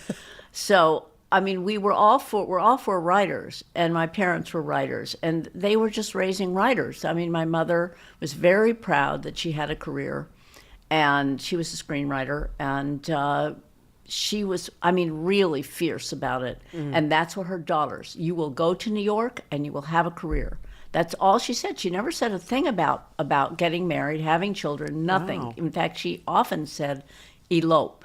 Oh, she did? How come? Oh, yes. I mean, a mother of 4 daughters who was not the least interested in seeing her daughter's wedding. I mean, that was my mother. When you say that she was a writer, she and your father were more than just writers. I mean, they were writers. Tell me some of the work they put out. Well, they wrote, first of all, you made a lot more movies then. And they were contract writers at 20th Century Fox, and they wrote Daddy Longlegs with Fred Astaire. They wrote No Business Like Show Business with Marilyn Monroe. They wrote The Jackpot with Jimmy Stewart. But they wrote continually. Mm-hmm. They just had a very nice run in the 50s. So with your mom not stressing marriage and stressing a career, did you think, were you interested in marriage, or was what she said the gold standard? I got her message very loud and clear. But I also saw a movie when I was about 11 called 7 Brides for 7 Brothers, which is the most, it's the romantic comedy of all time. I mean, it really is. It's all about Jane Powell. She marries this In one afternoon, she falls in love with a backwoodsman and moves to the backwoods to make flapjacks for his 6 brothers. And all I wanted to do was get married and make flapjacks for someone. I saw that movie 16 times. I learned the power of a romantic comedy very young. Oh, wow. I really did. So there was a little war going on. Partly, you know, I wanted to have a career. I wanted to be that child. And the other part of me, I just wanted this other life. If you were not writing, is there something else when you were a young kid that you thought you wanted to do?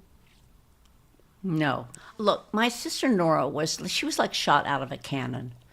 And she was going to be a writer when she was 2. And we all knew it. And so for me to be a writer, well, I had to not just take on my parents' career, I had to take on Nora's career. But I sort of, look, you can blow your 20s and still have a life. And I did blow my 20s. I just married the first man who asked me, and I moved to Providence, Rhode Island. And I got to be about 28, and I thought, what am I doing here? You know, you have one life. You know, get this through your head. So at this point, I had a crochet business, all right? I was crocheting, and I went to a party in New York, and there was an editor there from Simon & Schuster, and I said to him, I know you'd never be interested in this, but would you like a book about crocheting? And he said yes. He said yes. And the next thing I knew, I wrote a book about crocheting. And I didn't think I was writing. I was sneaking up on it, you know. I was just writing directions for things. So then I started to think, you know, I think I want to be a writer. And I said to my husband, my first husband, that's a very important part of this story. I said to him, I think I want to be a writer. And you know how important it is to speak a dream out loud? Yes. And he said, I don't want you to be a writer. And I said, why? And he said, suppose you become famous. I don't want you to become famous. This is how pathetic I was. I said to him, I promise I won't be famous. I'm actually worried I've been keeping that promise. But anyway, I absolutely knew I had to leave him. I mean, if someone wants to crush your dreams with his big fat foot, you just better get out. And so you did. So was the breakup hard? Yeah. So then I called my girlfriends in New York, and I got on a train, and I left Providence. And that was it. I thought, I have 1 year. I'm going to be a writer in 1 year. I'm going to have to do something else. Okay. And I figured out, I mean, I had messed up my 20s so badly that I made a plan. I really recommend making plans if you're going to make big changes. Okay. And I said, in a year, I have to get published in the New York Times. That was your plan? That's the only thing that's going to launch me. Now, I hate to compare you to your sister, but where was your sister's career at this point? Oh, my sister was writing this amazing column in Esquire about being a woman, and she was an editor at Esquire, and she gave me one of my first assignments. But she was totally always she was always a mentor. Yeah. I mean, she just loved my work. And I was about 9 months, no, almost a year really. I was down to $500, and I was sitting at home eating chocolate pudding my way. The type you cook, you know, so it had skin on top. Film, yeah. And I was scooping the pudding out from underneath and saving the skin for last. And I thought, I'm eating like a child. This is how writers get ideas, by the way. This is ridiculous. And I thought, I'm going to write a piece about how children eat food. And I wrote 500 words about, they were just directions. I knew how to do that because I'd written these crochet books. So I wrote How to Eat Like a Child, and I sold it to the New York Times. Oh my gosh. And it was very funny. It ran on the last page of the Sunday magazine, and on Monday I was offered a book contract. You are kidding. No, and that book was a bestseller, a huge bestseller. What was your first book? How to Eat Like a Child and Other Lessons in Not Being a Grown-Up. Oh my God, brilliant. You open the door for so many people. I love working with people. I did not do any of this by myself. Hello! Lizzo, you put a smile on every single face. It feels like Christmas or my birthday or something. What do you love about fatherhood? The chaos, the learning. Is climate change one of your top priorities? What's your message to girls who want to make a difference in their own communities? Believe in yourself. Hallie Jackson Now. Weekdays at 5 on NBC News Now. We'll meet Ukrainians who are defending their country one block at a time. When you were still in Kiev, could you hear the bombing? My name is Lester. And who's this? To cover the news, you have to be in it. This is how so many towns and cities are protecting themselves. They're pushing the gates open. Was there a school officer on campus? That's what we've been told. No. Top Story with Tom Yamas. Weeknights at 7 on NBC News Now. Now Tonight with Joshua Johnson. Streaming weeknights at 8 on NBC News Now. These days, it feels like the news never stops. So let's get into it. What's happening right now, what it all means for you for an hour every day. It can be hard to keep up, so let's get started together. Hallie Jackson Now. Weekdays at 5 on NBC News Now. For breaking news in our changing world, download the NBC News app. I turn on my computer. I go online.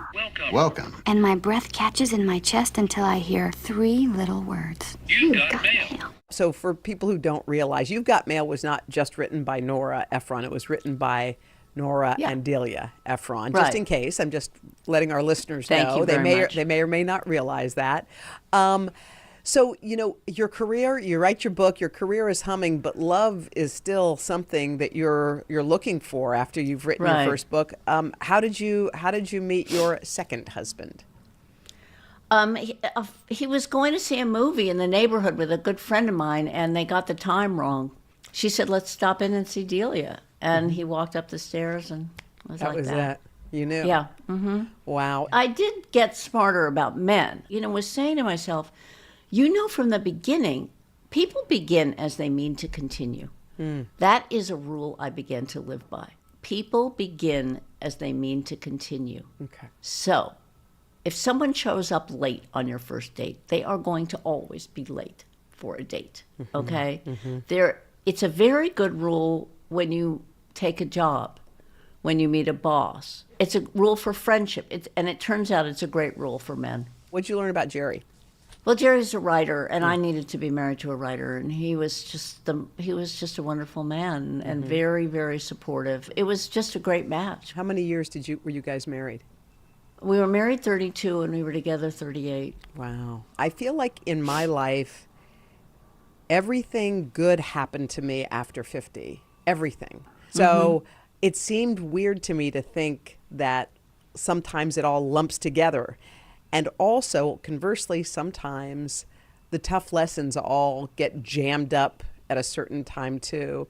I remember when your sister was sick. I didn't know Nora was sick. In fact, I think we had her on the show, and I remembered not knowing about that because that was an illness that she kept private, right? Yes, she did. Everybody makes their own choices when they get sick, but if you were really famous and you're public about something like that, I mean, there's just, you leave the house and someone says on the street corner, I'm so sorry, are you okay? There's no privacy at all. And Nora was intensely private, and she wanted to run it the way she just did. I mean, I'm not someone that can keep secrets. I'm not someone who's suited to it. I mean, it was interesting how differently, just to me, that, because we were so alike in many ways. It's hard for a lot of people, I'm sure, listening to imagine. Many of us have siblings and sisters, and the idea that we're going to be holding our sister's hand. How did you navigate that grief? Well, the really difficult thing was that, she died in 2012, and she was sick for the 6 years before. And at that time, they tested me to see if I was a match for her. She had myelodysplastic syndrome, and it leads almost inevitably to a fierce leukemia. So the only thing that can cure it is a bone marrow transplant, also known as a stem cell transplant. So they tested me, but they also discovered that my bone marrow was slightly wonky. So in addition to worrying about her, I was worrying about me. And in addition to that, my husband had prostate cancer, and he was going to die from that. That had metastasized. So I was dealing with a level of anxiety during those years that was absolutely, really, I think back on it, I mean, it was an astonishing amount of anxiety. Can I ask, just to dig in a little bit, because I keep hearing from people who are going through horrible grief. How did you go about a typical day? Like, how did you get out of bed to help your sister, help your husband, worry about yourself, go about your business? How did you find that strength? I wrote. It was the same way I got over this trauma of getting leukemia myself. So your sister passed away, and it must have been, like you said, when you're a public person, your grief is public, and so is the loss. Did you find comfort in knowing that other people felt the loss, or did you kind of wish you could have just grieved on your own?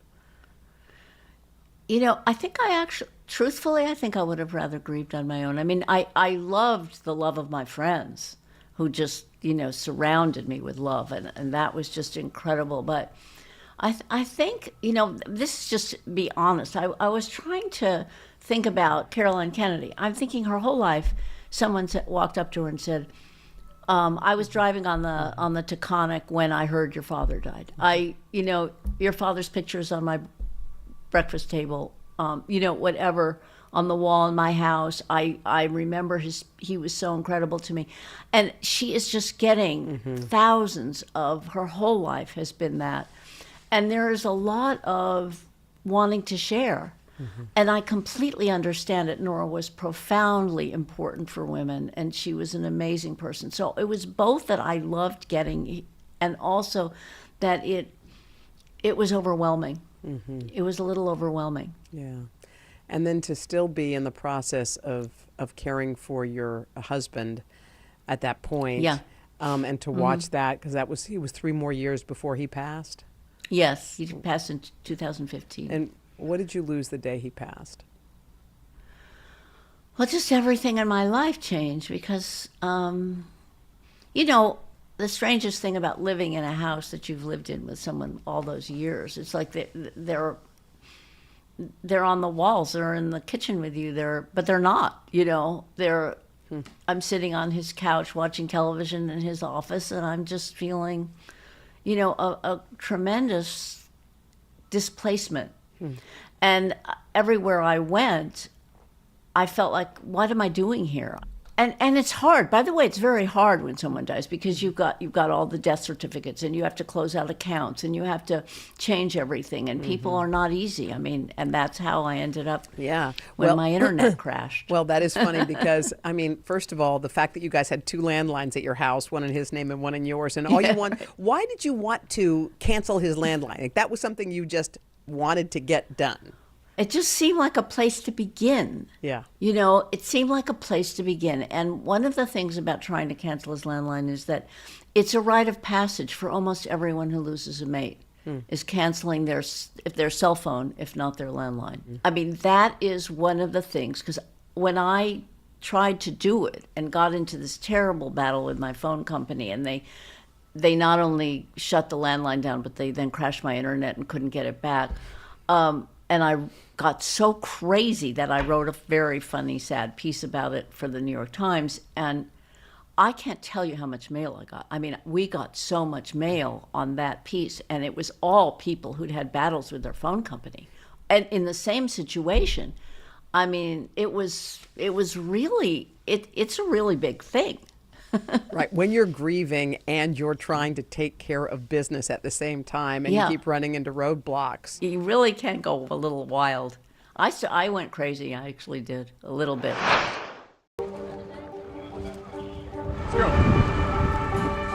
This is a critical choke point for this fire.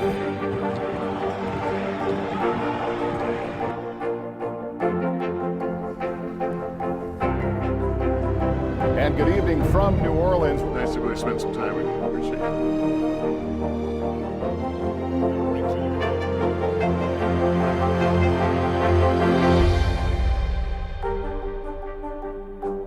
Now Tonight with Joshua Johnson, streaming weeknights at 8 on NBC News Now.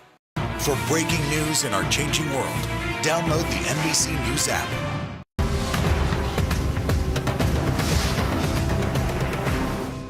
For breaking news in our changing world, download the NBC News app. Welcome back to you today. We got a lot to celebrate on this Wednesday morning. It's good to have you along with us. You don't know when your moment's coming, but when it does, you take it. Everybody's good, and that's it. We'll meet Ukrainians who are defending their country one block at a time. When you were still in Kiev, could you hear the bombing? My name is Lester. And who's this? These days, it feels like the news never stops. So let's get into it. What's happening right now, what it all means for you for an hour every day. It can be hard to keep up, so let's get started together. Hallie Jackson Now, weekdays at 5 on NBC News Now.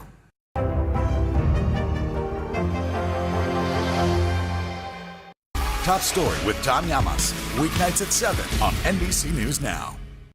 You open the door for so many people. I love working with people. I did not do any of this by myself. Hello! Lizzo, you put a smile on every single face. It feels like Christmas or my birthday or something. Well, in addition to the whole truckload of mail that you got and email, I'm sure, you got one special email, which you were. How old were you at that point when your husband passed? 72. 72 years old, and all of a sudden you get an email from a gentleman named Peter, and this wasn't his first interaction with you. No, we had two. We still can't agree on how many dates we had because I don't remember it at all, but I think it was 2 dates, but it might have been 3. 54 years before, when I was 18 years old, and my sister Nora had fixed us up. So I got this very, very charming email from Peter, who was a psychiatrist, a Jungian analyst living in the Bay Area. And he said, we had a couple of dates, but so it's just it was the most charming note. It was lovely. And so, of course, I sent it to at least 3 girlfriends to see what they thought, because at that point I wasn't leaving the house practically without calling a girlfriend to see if it was a good idea. So I wrote him back. Well, first I Googled him, of course. What else? You know what I love about you? I mean, I'm just talking to you for the first time. Your heart didn't get hard. Like, it doesn't, I mean, I'm sure it has a film on it because every heart does after going through some knocks and bumps. But to be giggly and excited and giddy about an email is pretty cool to have that. Yeah. I was very frightened, though. I mean, there's a lot of guilt about surviving and losing your mate. And so I had sort of considered for the first time the idea of somebody else. And Peter didn't write me for 5 months after that. He wrote me 3 days after the first anniversary of Jerry's death.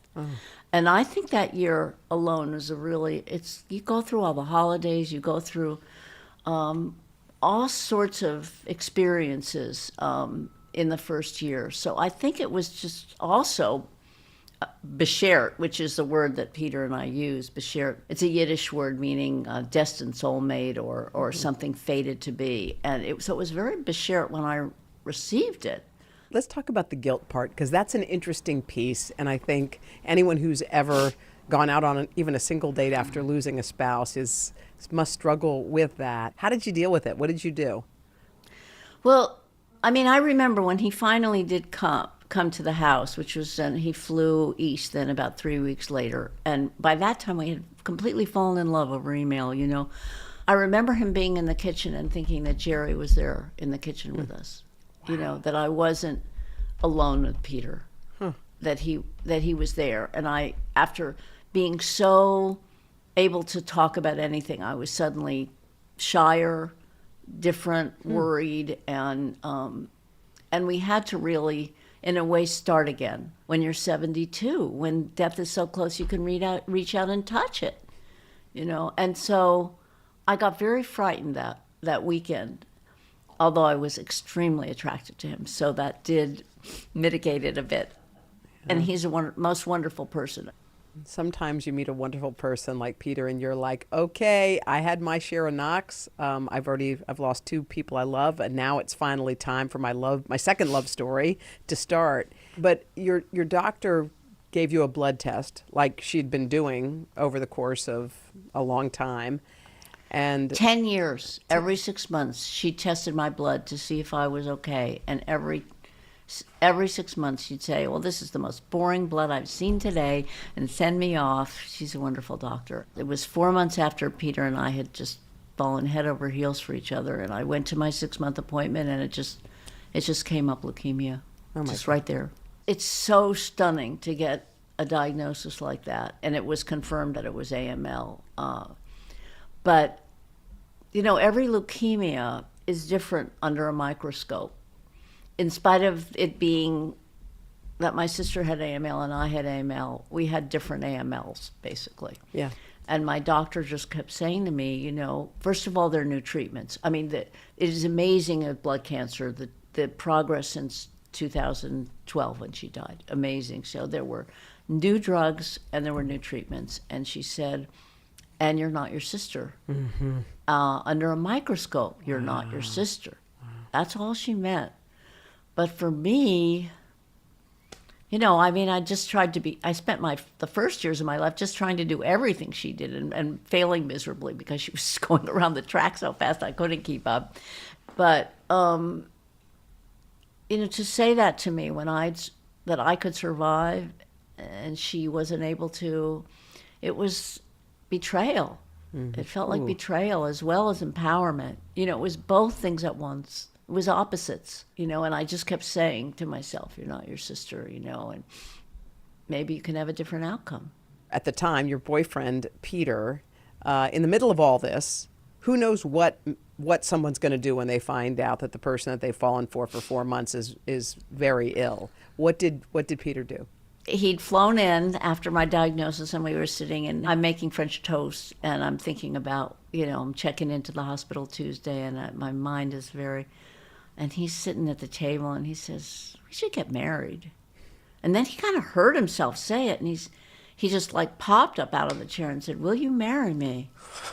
And I said, yes. And because even Peter says he always knew we were going to get married. So I said yes. And then we went on Monday, we went and got a license and we bought a ring. And on Tuesday, I checked into the hospital. And on Thursday, I had my first chemotherapy. And on Saturday, we got married. We had a very few friends come to the dining room on the 14th floor and my friend Jessie presided, and we got married. At the hospital? Yeah, at the hospital. Do you think about how Nora might have had a play in this? I mean, how many times do you guys talk about that? Well, just, you know, I mean, Peter says we were not meant to be together when we were young. And that we met when we were meant to meet, and I believe that's true, too. But there's no question I feel like she had a hand in it. Well, she had a hand in so much of my life, let's face it. But she certainly, this was really something when he said that Nora had fixed us up. You know what She was always fixing me up, by the way. But she was? Never as beautifully as this, yes, right. You open the door for so many people. I love working with people. I did not do any of this by myself. Hello! Lizzo, you put a smile on every single face. It feel like Christmas or my birthday or something. To cover the news, you have to be in it. This is how so many towns and cities are protecting themselves. They're pushing the gates open. Was there a school officer on campus? That's what we've been told. No. Top Story with Tom Yamas. Weeknights at 7 on NBC News Now.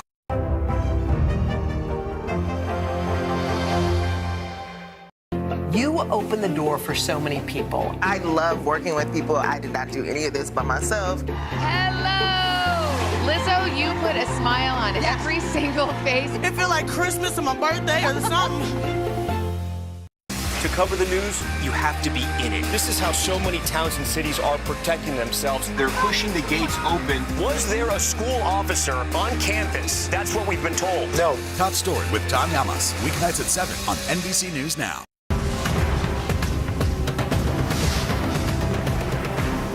We'll meet Ukrainians who are defending their country one block at a time. When you were still in Kiev, could you hear the bombing? My name is Lester. And who's this? Hallie Jackson Now. Weekdays at 5 on NBC News Now. You know what I find remarkable about you? I think if someone else was in your exact circumstances, losing a sister and then losing a husband, I can see a life going a completely different way. Like, I just wonder, because I think it's easy to retreat and say, these are the cards I was dealt. And you know what? I already had my good times before, and maybe I should just ride this out and, you know, do my thing. Why do you think you did not become that person? I actually think it's because I like to laugh. Oh, really? Yeah, I like to have fun. And I just think that didn't go away. Mm-hmm. That's all I can put it to. Delia Ephron, thank you so much for being with us on the podcast. Thank you so much. I had so much fun. Oh, me too. Thanks for the laughs, too. See you later. Okay. Bye-bye.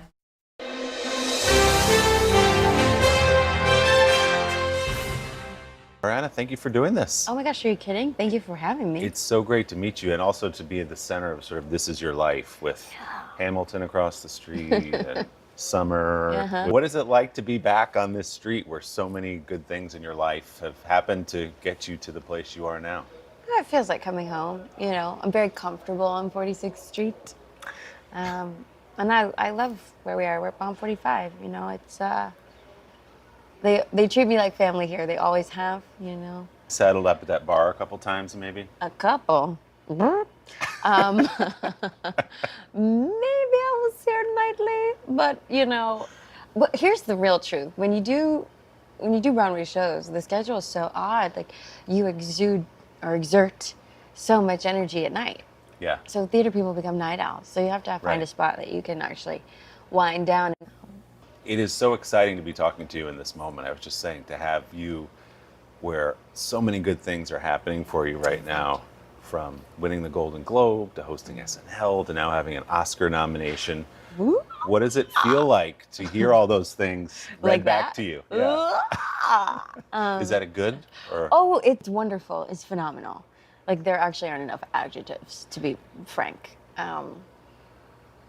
It's an ongoing feeling, you know. When I was a kid, I watched the Oscars, and I loved watching them, you know, make their acceptance speeches. And I was like, oh, everybody says, and I'd like to thank the Academy. And I kid you not, I would sit on the floor in my grandmother's living room and mouth the words I'd like to thank the Academy Did with you them. really? I did. I really did. Oh my gosh. So to now be a nominee, it's wild, but I'm also like, it's something I threw energy at for such a long time. We were joking a minute ago about the term overnight success. Yeah, it's because hilarious. some people may have just discovered you, Yeah. but you've been at this for a little bit. What were those early years here? We were trying to find your place in Broadway, find your people, find that totally. community. What was it like? Oh gosh, messy. Yeah. It was messy. But I mean messy in the way of, like, I was just trying all the things. Like, I'd take all the classes, I'd go to all the auditions, even the ones I was painfully wrong for. Some highly embarrassing moments. You know, I moved to the city when I was, 19 years old? You know, and I got my first job, first bigger job 3 months after I'd been here, like, pounding the pavement. So, and when I say pounding the pavement, like, I lived in Sunnyside, Queens on my friend's couch, and I'd get up at 5 a.m. and get myself ready and get myself to the non-equity lines and the equity lines, and I'd sign up for everything and just try to get seen, you know, and I could afford like 50-cent coffee and maybe a muffin. I really did it. I'm actually very proud of this. I've been in 6 Broadway shows in a very short amount of time, and I'm very aware that that's an anomaly in and of itself, because most people just want one, and some people just get one.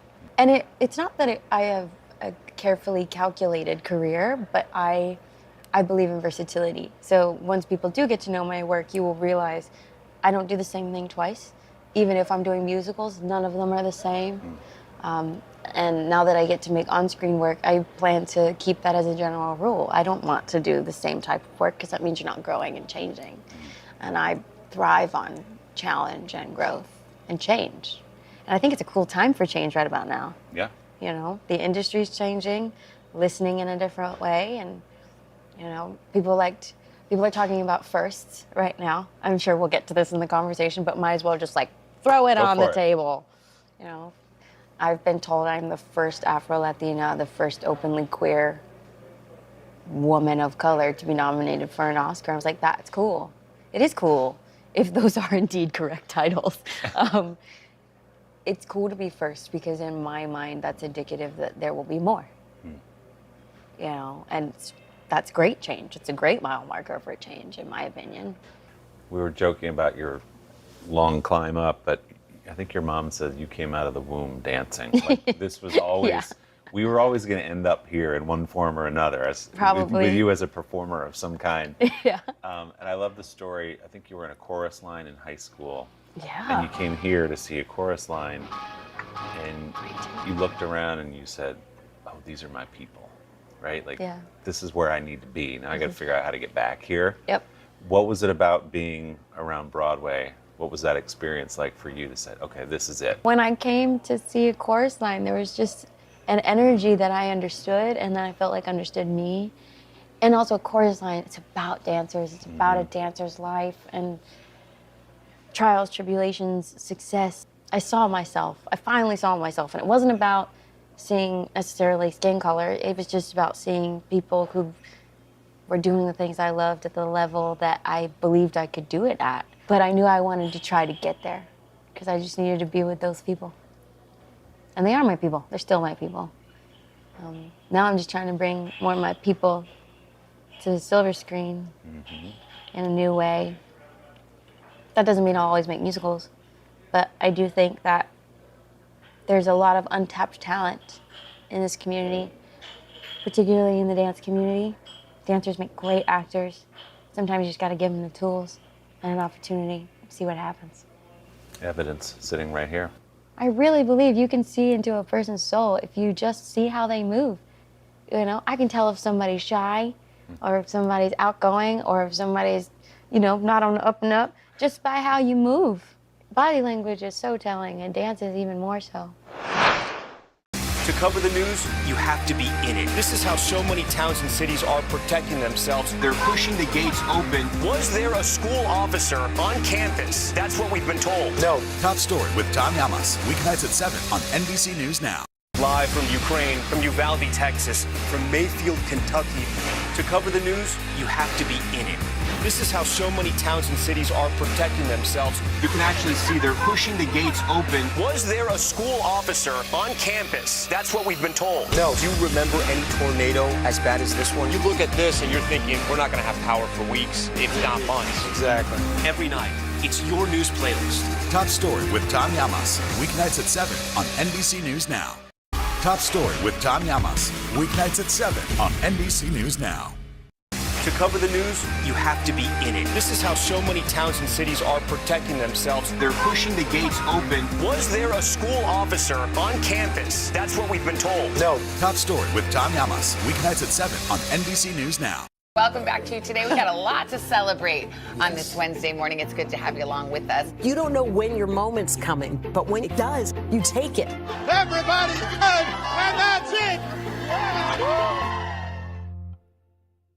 Hallie Jackson Now, weekdays at 5 on NBC News Now. For breaking news in our changing world, download the NBC News app. Was the idea of taking on this beloved piece of art and song and dance and acting and West Side Story and everything that means to so many people, did that feel daunting, or were you just excited to get a new look at it and a modern take on it? At the time, it didn't feel daunting. Don't get me wrong, I had my fair share of run-ins with big fans of the film who were like, cool, so don't bleep it up. And I was like, that's awesome, thank you so much for your support.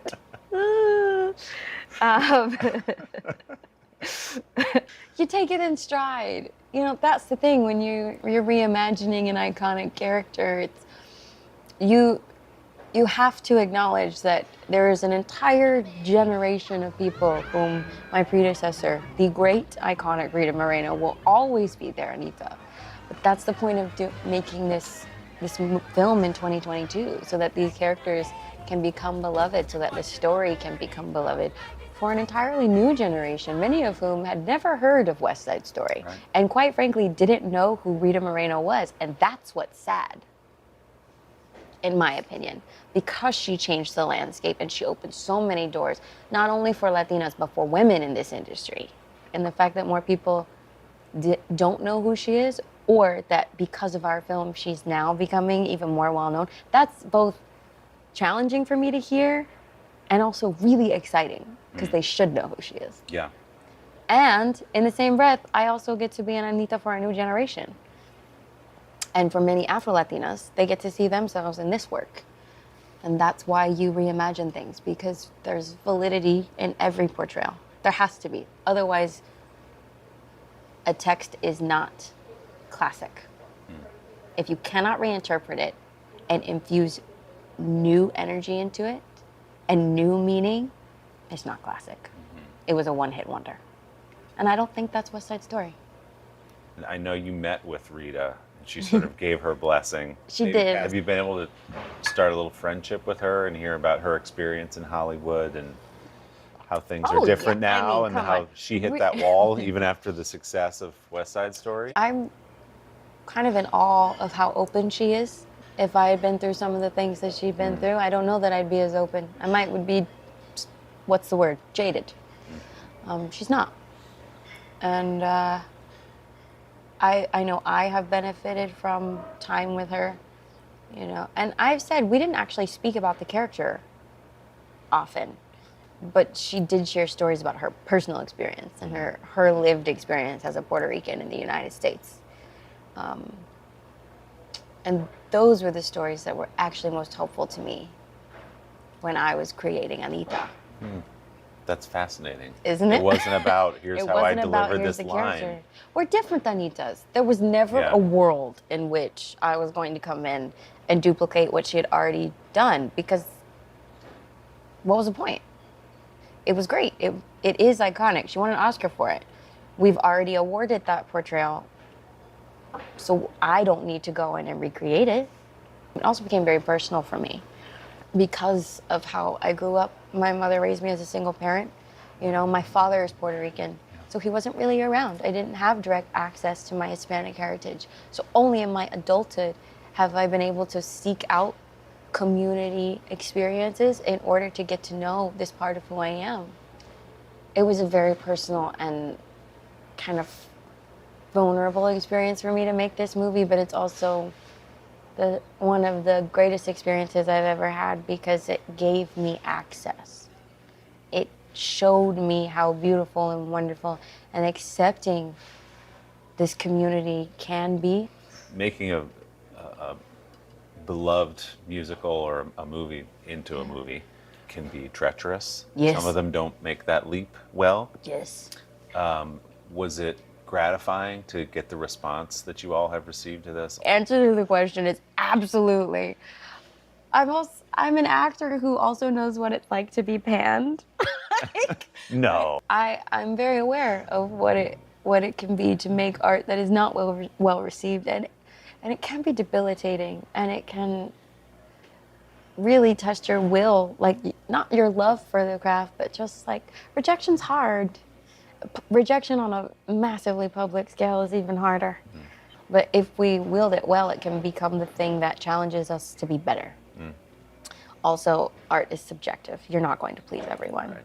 So with West Side Story, for me, seeing all of this positive reception just makes me want to go, it could be done. I really don't like it when people tell me something can't be done, because I don't believe that. There's a part of me, like 19-year-old Ariana's like, no, tell me no. Say it one more time, a little louder, in the back.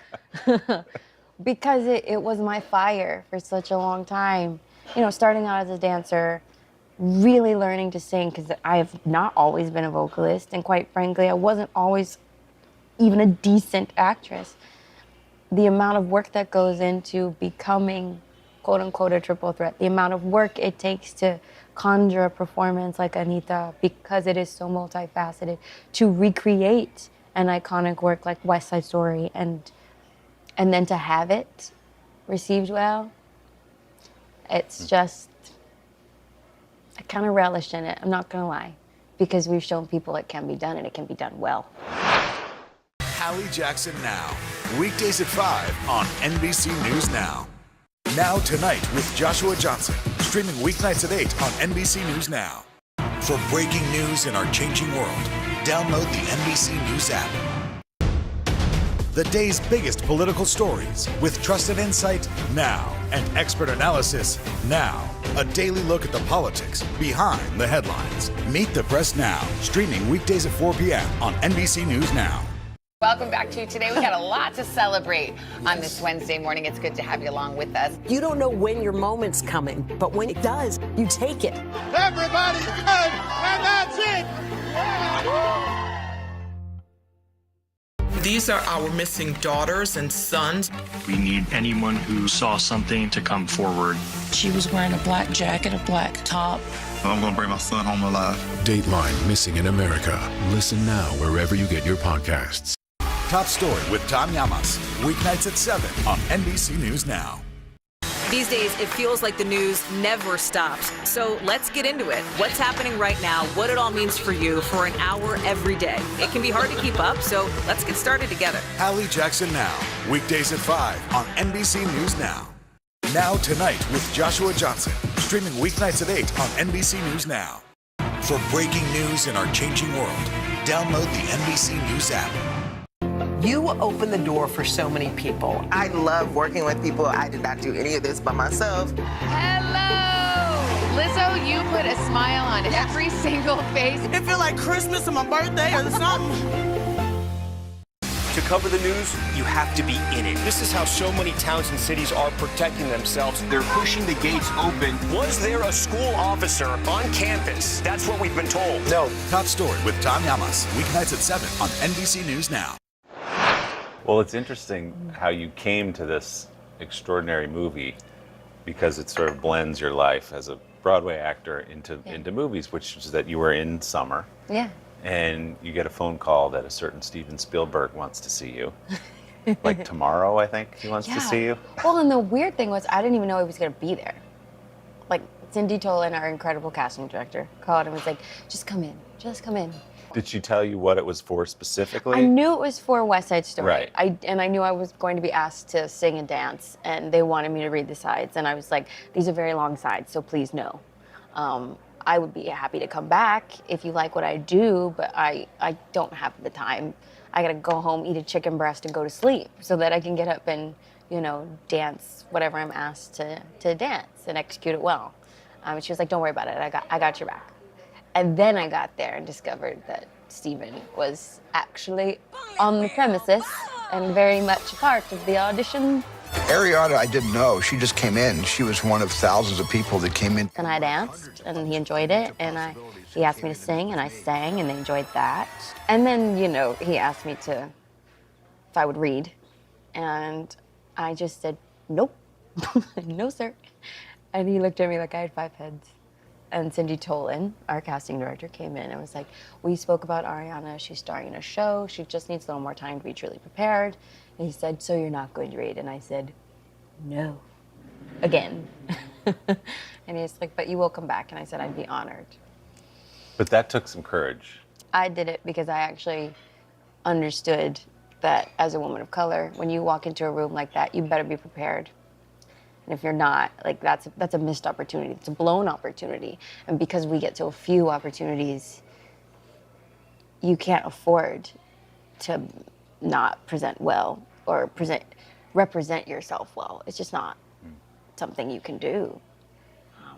And I already felt like it was a long shot anyways, because when I walk in the room, people are like, she's African American, she's black. And I was like, I'm black. I'm also Afro-Latina. And it's been something that's been hard throughout my career because people don't seem to understand that you can be both. Having Hispanic heritage can mean a multitude of things. Yeah, all that to say I thought I was a long shot, and instead it ended up being a strength for me. And they probably respected you because what you were saying in that moment is, this is so important to me, I want to get this right. I want to get it right. Right. Yeah. And then you get a phone call in a nail salon. Yeah. That changes your life. Yes. So the lady behind the counter was very kind, and she swiped for me and helped me pick it up. Hi, I have Steven Spielberg for you. He was like, well, I just sort of was wondering if you would be my Anita. He was very clear to let me know that not only was I his choice, but I was the studio's choice. And they were very eager to get behind me and make me feel supported, which they did and still do to this day. And what did your mom say when she got that news? Given all you two of you have been through together and building your career and moving to dance and perform and all that. Yeah. What was that like for her? What I recall was she was like, oh, Lord. Well, that's very big. My mother is not a stage mom. I wish I could tell you she was like the quintessential dance mom. She was. She was just the antithesis of it. She said, here's your costumes, your makeup's in your bag, good luck. And then she would go and grade papers while I, became an independent young woman. It's the best thing she ever did for me, I was going to say, and that's probably why you ended up where you are. Yeah. And when she hears about things like an Oscar nomination or Mom, I'm going to host SNL in a couple of weeks.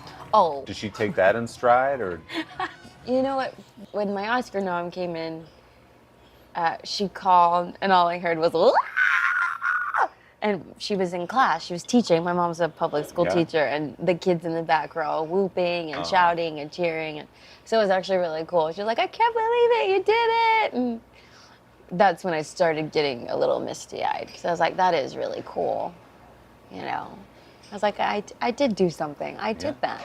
I earned that. It's lovely. You mentioned growing up with your mom, single mother, in North Carolina. Yeah. What was that like as you showed talent at a pretty young age? What was your childhood like? I'm very lucky. I had a childhood that was filled with angels that showed up to support me and my mom. And, being a first-time teacher in a small, rural North Carolina town, she didn't make a lot of money. So we figured out ways, that I could dance. And the owner of my dance studio, Dory Light Inventor, she scholarshiped me for part of it because she recognized my talent, realized how hard my mom was working, and helped me continue to study. I'm really lucky that those angels showed up for me, and that my mom's always been supportive. My entire family, And isn't it at moments like this where you think about all those people? You're going to be at the Oscars on the red carpet. They're going to say your name. And the dance teacher who gave you a partial scholarship helped to get you there. Your mom, obviously, your like all those people nudged you to that place. Well, and that's the thing. You think about like awards and whatnot, and I'm just so aware that I wouldn't have anything of what I have without those folks. And my community may not look like everyone else's, but it's mine, and I'm proud of them. I'm proud of them. I'm proud of my experiences, proud of my background, and I am deeply proud of who I am.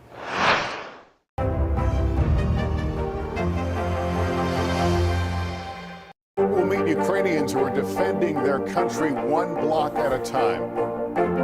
When you were still in Kiev, could you hear the bombing? My name is Lester. And who's this? Hallie Jackson Now. Weekdays at 5 on NBC News Now. We'll meet Ukrainians who are defending their country one block at a time. When you were still in Kiev, could you hear the bombing? My name is Lester. And who's this?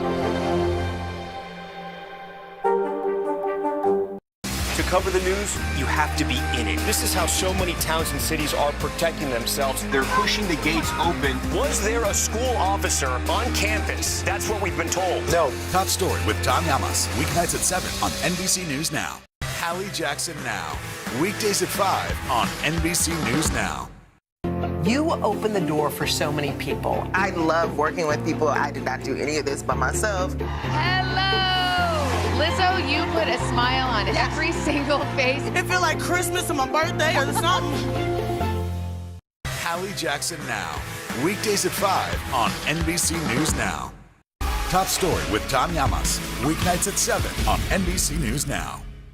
For breaking news in our changing world, download the NBC News app. Wait, is it still here? It's there! It's there! That's me! That's Isn't you! that weird? Oh my It's been there gosh. for forever. Isn't that cool? That is so cool. I hope you have that poster up somewhere. No, I actually don't have a copy of that. We need to get you one of those. Oh, maybe one day. You know, one of my favorite little details, and it means nothing? These lights. I've always loved them. Oh, They just feel very quintessentially like welcome to a theater. Yes. And then you also like, it's always about the Broadway lights, right? Whether it's a footlight or a chandelier. Right. Or these little welcoming lights. This is it. I love them.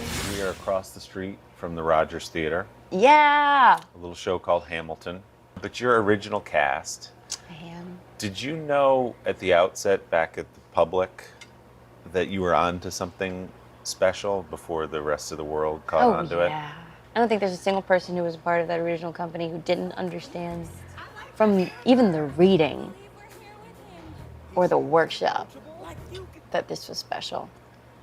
It's impossible to calculate the full impact of this piece.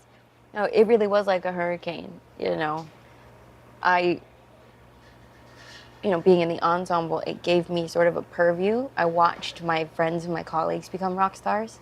I learned a lot from their experience. But with great joy and great success comes great challenge as well. So it's a balancing act. It was a balancing act for them. It also taught me that it is imperative that you know your worth and you do not accept discounts. And that's probably the greatest lesson I learned from my time in Hamilton. Was that from watching what everyone was going through personally in Yeah, that and what time? we collectively went through, you know, when you do have a group of creators that are truly firing on all cylinders, they're at the top of their game. The game actually becomes, how do we make it better? How do we continue to compete with ourselves so that we're upping the ante, serving the piece? We're not gratuitously telling this story. We are making a work of art. You know, it's challenging. It's hard. But I can tell you something else. From great discourse comes great art. And Hamilton is that. What was it like in those days? On 46th Street, they had to shut down the street, and there were people waiting to see you guys come in and come out at the stage door. And that was crazy. Every single day. And it just got bigger and bigger and bigger as it went. What was that like as an actor to have that kind of fan base and that kind of response to it? It was cool because it brought such pride and joy and validity to what we do, you know. Hamilton changed the game a bit because it reminded folks just how powerful theater is and how mainstream it can be, commercial. The political implications for Hamilton were absolutely astounding. I've never seen so many public servants, politicians, some of whom I personally agreed with and some of whom I didn't, showed up to our show. But they received its message. That's what's cool. You've gone on to such great things, obviously, since Hamilton, including the prom. Was that a fun experience for you? Oh, of course it was fun. It was terrifying in the best way. But it was also my first movie-making experience in Los Angeles, in Hollywood, playing scenes with Kerry Washington, who actually was very much the representation I had. First time I saw her in Save the Last Dance, beautiful black girl with a fro, I was like, that's me, you know? Gotta be, the way you talk about Kerry Washington, to think that you are that person. Oh, God. That you're that person for some young actor right now. Does that feel overwhelming? Great? You know what I want to show people, young people especially? They have possibility and they can do anything. That's what I want to show them. You better work for it because nobody owes you anything and they certainly not going to hand you nothing. But if you work really hard and you challenge yourself and you're actually nice to people, what a novel idea! That you actually can achieve your dreams. I know you've got a lot in the pipeline right now, but as you look out with this new platform that you've earned, what else is out there? What are you looking at? It's a vast horizon. No. It is, actually. There's a lot you could do. I know, I said it jokingly, but I was like, no, it actually is a truth, and that's something I'm adjusting to, having choice. I am a triple threat. I'm good at doing things at the same time. I don't know, maybe I'll create something. How about that? Okay. And very vague. I don't like established structures, and I like building my own structure. So I'm interested in all things that allow me to build something for myself. And I'll tell you something right now, I'm not going to make any decisions right now because the moment I'm in is too wonderful to miss a moment of it. So I'm just gonna be present. But when I have something to share, I'll share it. You have great perspective on all this. Well, I think we can all agree that one of the greatest words I've ever used is no. And it continues to be a really great word. I think more people should use it. Well, I hope you get the chance to say the words that you rehearsed on your grandmother's floor. That's very scary. That's a very scary thought, Willie. Oh no! Putting it in the universe. Let's just get it out there. I said it, you didn't. Okay. Thank you very much. Thank you. This is great.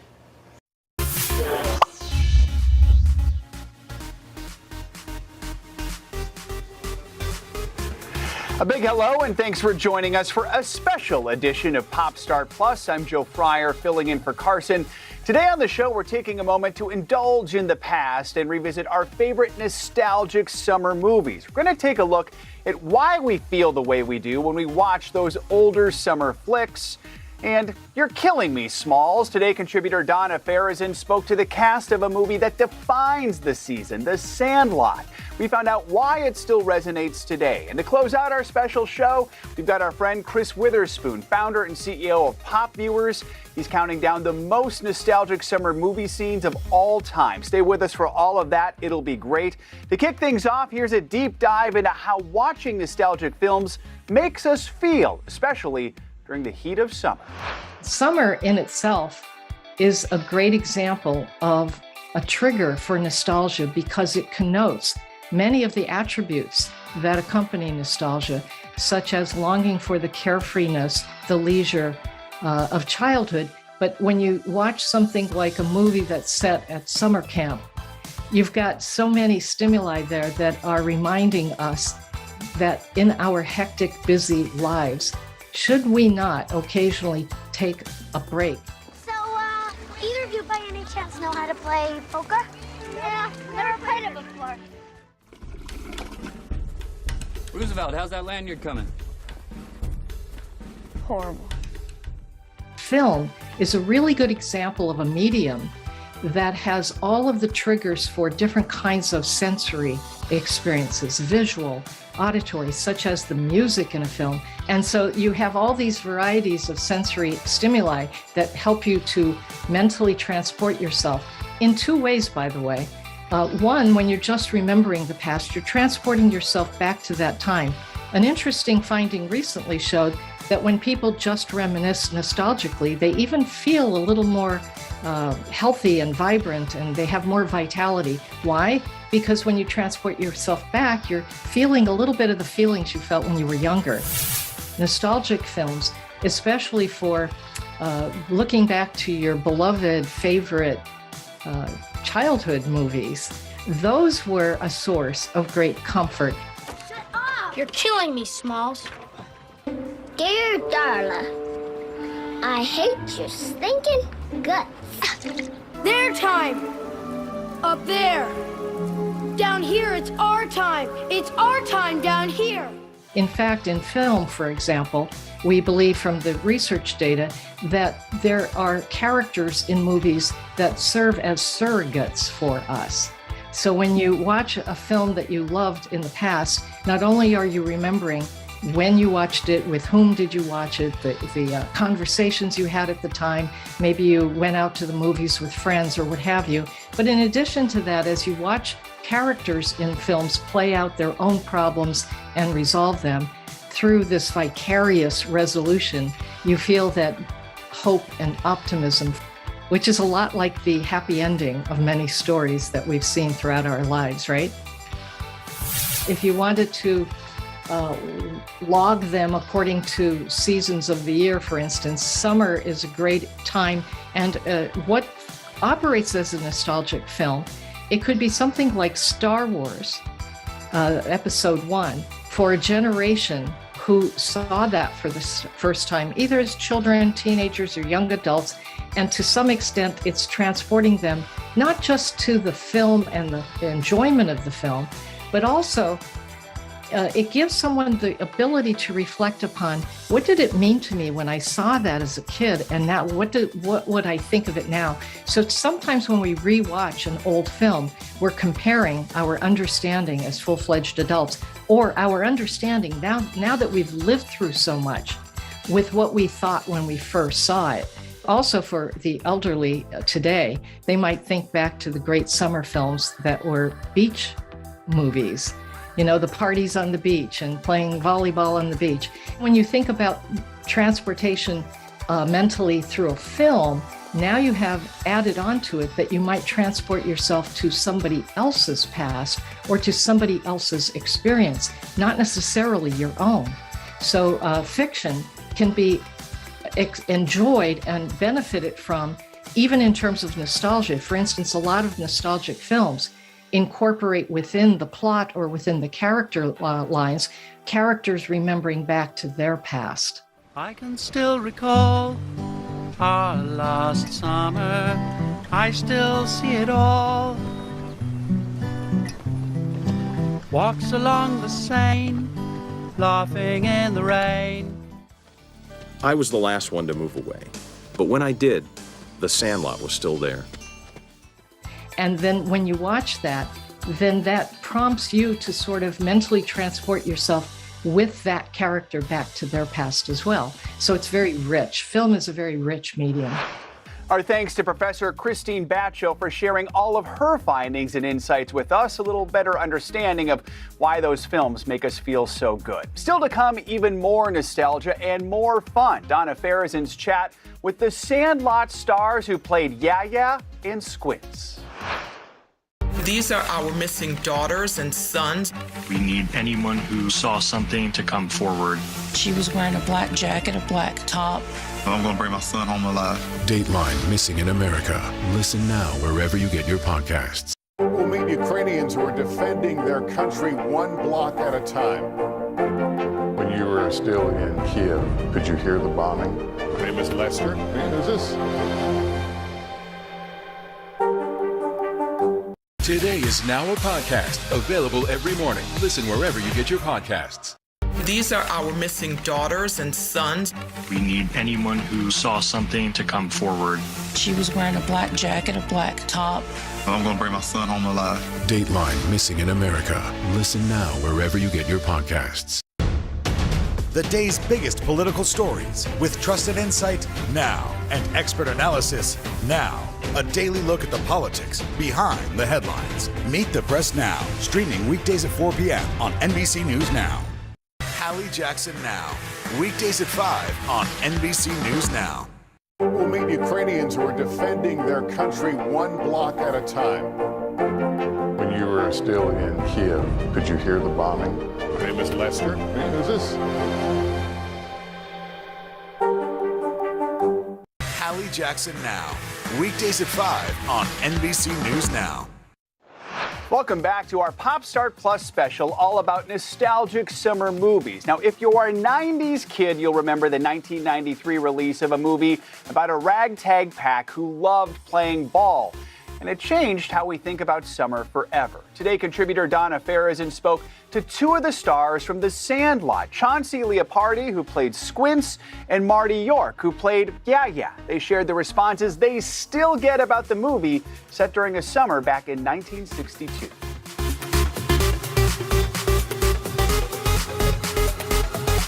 Was the summer you filmed The Sandlot the best summer of your lives?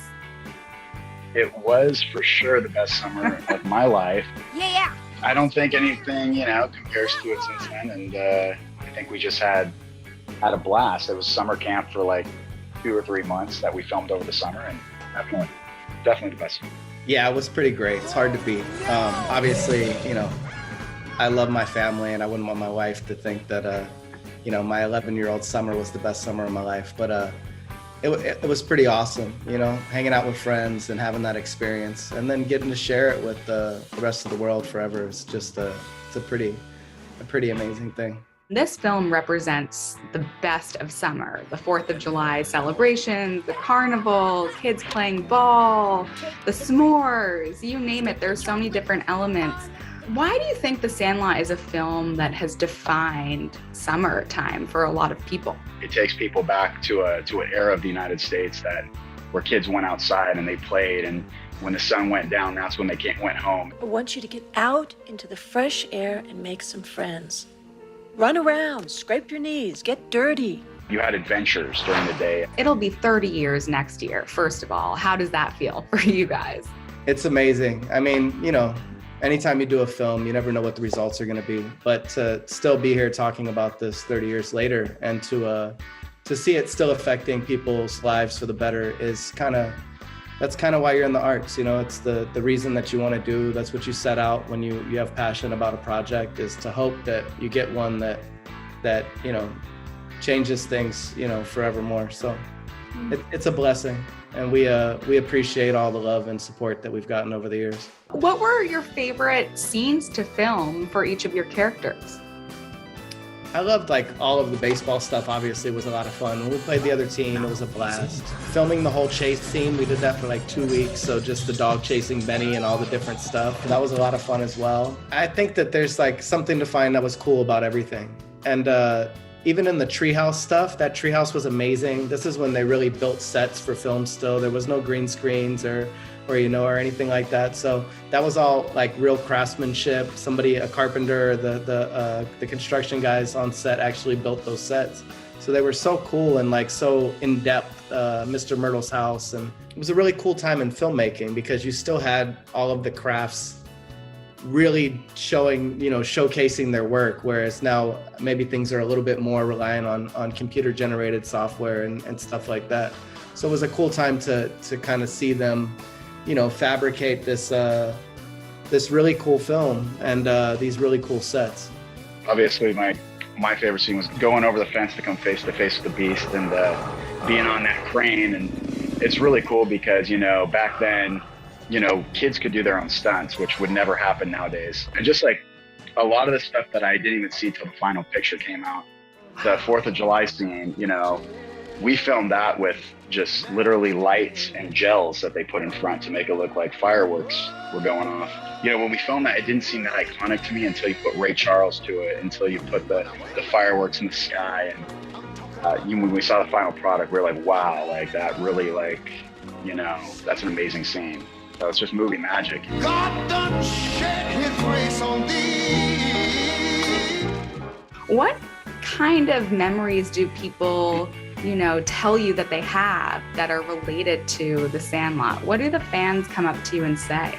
Everybody that relates to Squints that has the glasses or I get a lot of the pictures and the photos. Sometimes as growing up, having glasses is always something that people could be a little reserved about or feel like they get picked on a little bit. So it's cool to have that cool character that people can relate to, that makes them feel like this is a superpower, not the opposite. How do you think The Sandlot has helped empower young people to feel more included, be more inclusive, and, feel okay to embrace their differences? It's awesome because this is a bunch of kids of all shapes, colors, and sizes. They're all different. They all have their own little thing. And, the main character is a kid that's filling out a place and coming from somewhere else and really not fitting in. And it starts off with his struggle of trying to connect with his stepfather and trying to connect with these kids in this new neighborhood.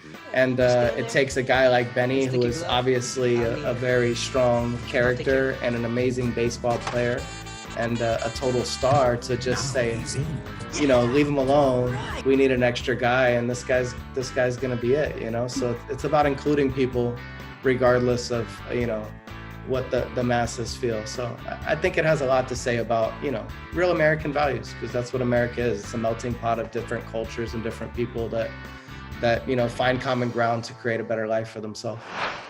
Really cool to hear from those two. We're going to share more from them after the break, including what it was like to film that famous pool scene featuring Squints and Wendy Peppercorn. Today is now a podcast, available every morning. Listen wherever you get your podcasts.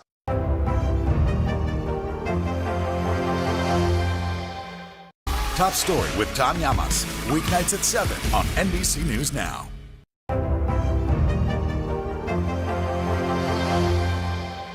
Today is now a podcast, available every morning. Listen wherever you get your podcasts.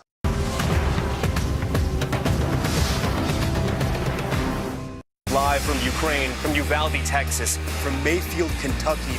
To cover the news, you have to be in it.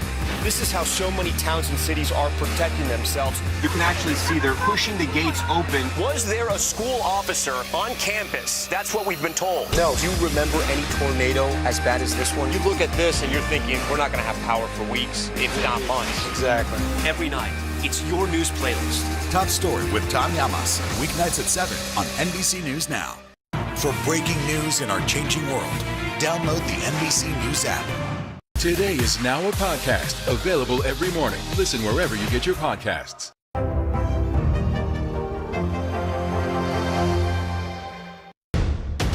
The day's biggest political stories with trusted insight now and expert analysis now. A daily look at the politics behind the headlines. Meet the Press Now, streaming weekdays at 4 p.m. on NBC News Now. Now Tonight with Joshua Johnson, streaming weeknights at 8 on NBC News Now. Today is now a podcast, available every morning. Listen wherever you get your podcasts. Welcome back to Today. We got a lot to celebrate on this Wednesday morning. It's good to have you along with us. You don't know when your moment's coming, but when it does, you take it. Everybody's good, and that's it.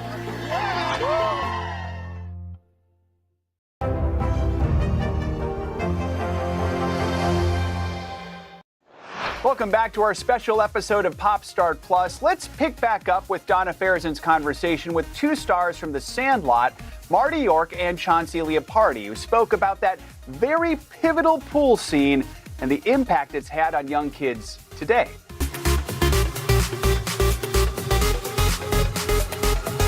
Chauncey, you were talking about, Wendy Peppercorn and that pool scene, which is so iconic when your character almost drowns and then gets saved by the lifeguard that everyone has a crush on. What do you remember from shooting that scene? God, it looks like a dead fish. It was really cold. It was a really hot summer, but during the time that we shot the pool scene, it had dipped down into like the 70s, and we were shooting early mornings for the light, and it was freezing cold. So in a lot of those scenes, you can see us like shivering in the pool. I know it was like a big anticipation for me leading up to that. I kept asking the director, is today the day? Is today the day? You know what I mean? It was my first kissing scene, so Wow. Pretty exciting. That is exciting. That's amazing. Just as we talked about earlier too, so much that has happened, or the emotions that are evoked from The Sandlot, translate into real life as well. On the Today Show, Hoda recently interviewed the three boys who had saved the dad who became unconscious underwater in their pool. It's an amazing story. They performed CPR on him, saved his life, and they credited learning CPR through watching The Sandlot and through that specific scene. Now, who took a CPR class? Raise your hand. Nobody? But you did know, because what was one of your favorite movies? The Sandlot. What was your reaction to that news? That's just incredible. Here we are 30 years later, and something that someone saw that we did 30 years ago saved their father's life. I mean, it makes you want to tear up because it's such a beautiful thing. And, wherever we get the information from, it's great, So to be the force that helped them do that for their father, I'll never forget it. Every time I come across a fan of The Sandlot, they always talk about it in a way that, they feel so comforted and cozy when watching it. It brings them back to a different time. Why do you think people feel so comforted when watching The Sandlot? It's timeless. The way David Mickey Evans, the writer and director, shot it, he told the DP, Tony Richmond, he told him, I want it to look like Kodak chromatic film. So that's like an old, very pop arty type of film from the 60s. And he said, I want it to look like that. And I think because of the setting, had he have done it in the 90s when we shot it and placed it present day, I don't think it would have lasted and stood the test of time. It's like a Bel Air. It's like a 57 Chevy, It's something that The lines on it are going to be clean forever, and no matter what, you're always going to get a nostalgic feeling when you go see these old cars at these car shows, and just the storied time in American history. And because it's just frozen in time, I think that it stands the test of time, because it is a time capsule, like Marty said. It takes you to a happy place where, you know, good or bad, we felt like everything was a little bit simpler. Thank you to Marty and Chauncey for hanging out with us. Still to come, we've queued up some of the most nostalgic summer movie scenes of all time. Do we got any Parent Trap fans out there? Stick with us. We'll meet Ukrainians who are defending their country one block at a time. When you were still in Kiev, could you hear the bombing? My name is Lester. Hey, who's this? You open the door for so many people. I love working with people. I did not do any of this by myself. Hello! Lizzo, you put a smile on every single face. It feel like Christmas or my birthday or something. Let's go. This is a critical choke point for this fire.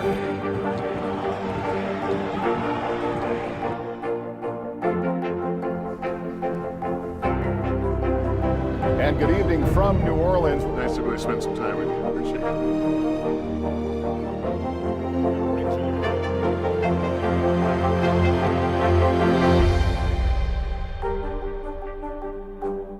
Top Story with Tom Llamas. Weeknights at 7 on NBC News Now. Today is now a podcast available every morning. Listen wherever you get your podcasts.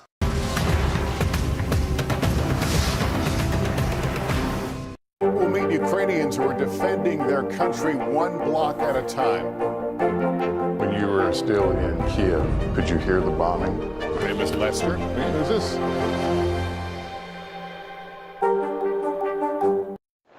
Welcome back to our special episode of Pop Start Plus. We are diving into everything you need to know about nostalgic summer movies.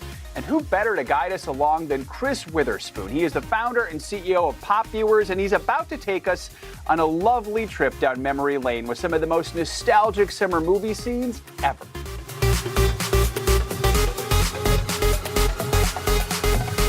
Is there anything that beats the warm weather, the long sun-filled days and fun that comes with summertime? Whether you went to camp or hung out by the pool, spent time with family and friends, or had 7 jobs like me, summer was always filled with terrific memories of growing up. Unfortunately, we'll never be kids again, but luckily, we'll always have movies to turn to that transport us back to those days, no matter what decade you grew up in. Let's count down as we watch some of the best nostalgic summer movie scenes of all time. First up, Weekend at Bernie's. It's an absolute classic. Now grab your sunblock and flip-flops because you'll be wanting to enjoy a weekend at the beach after watching this one.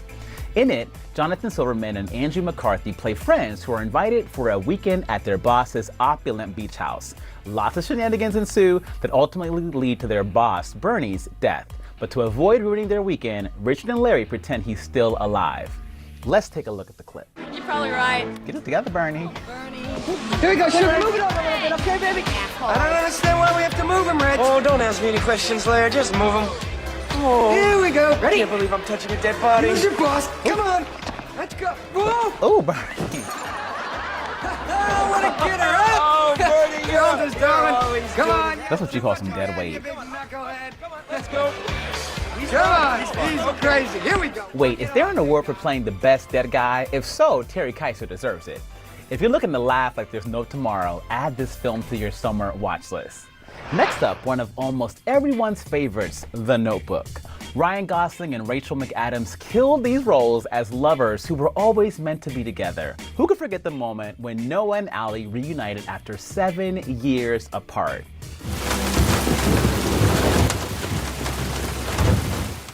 Did he just pick that boat up with his bare hands?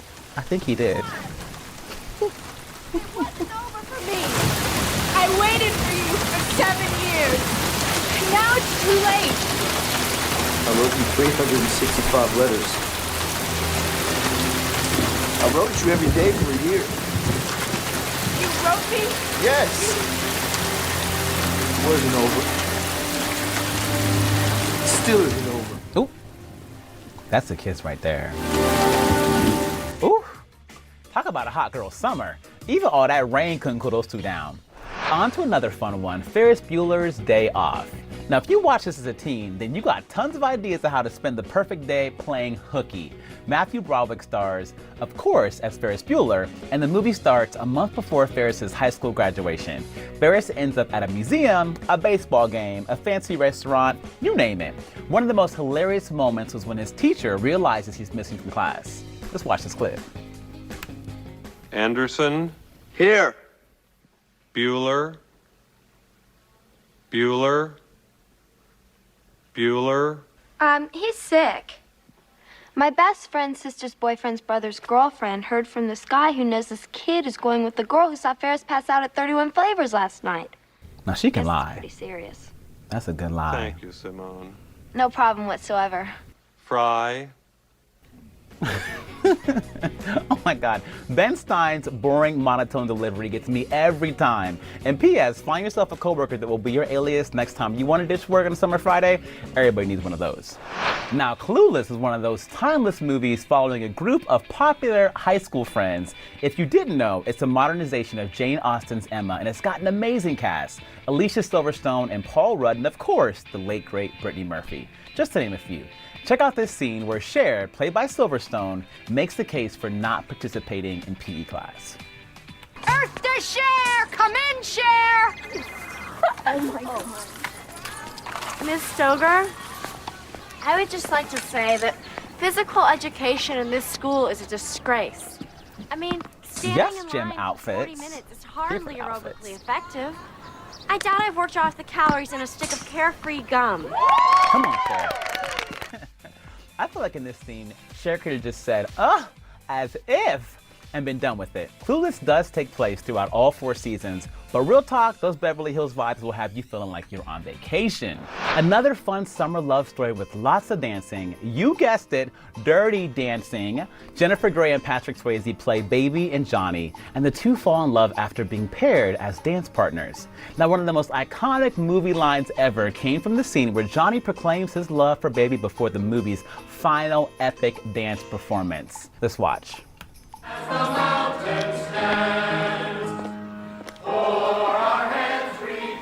Nobody puts Baby in a corner. Tell him.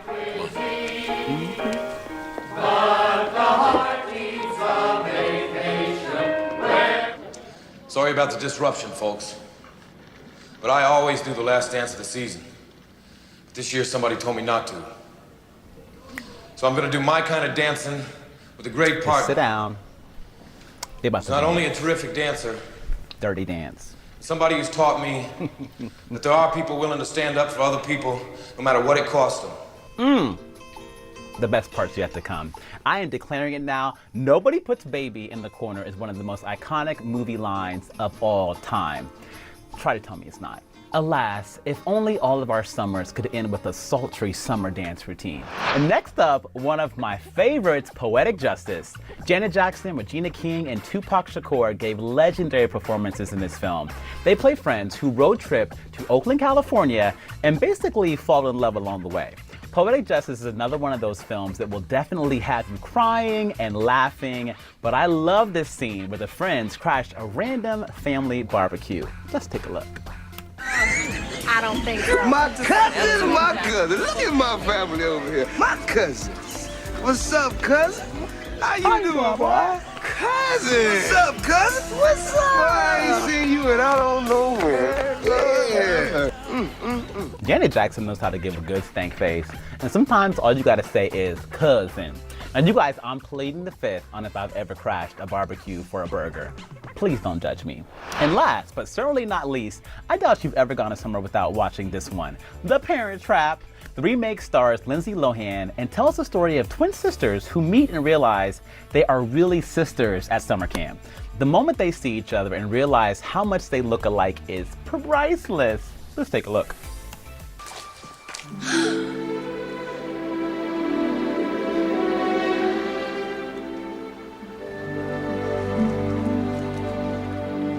A new camp champ, come on.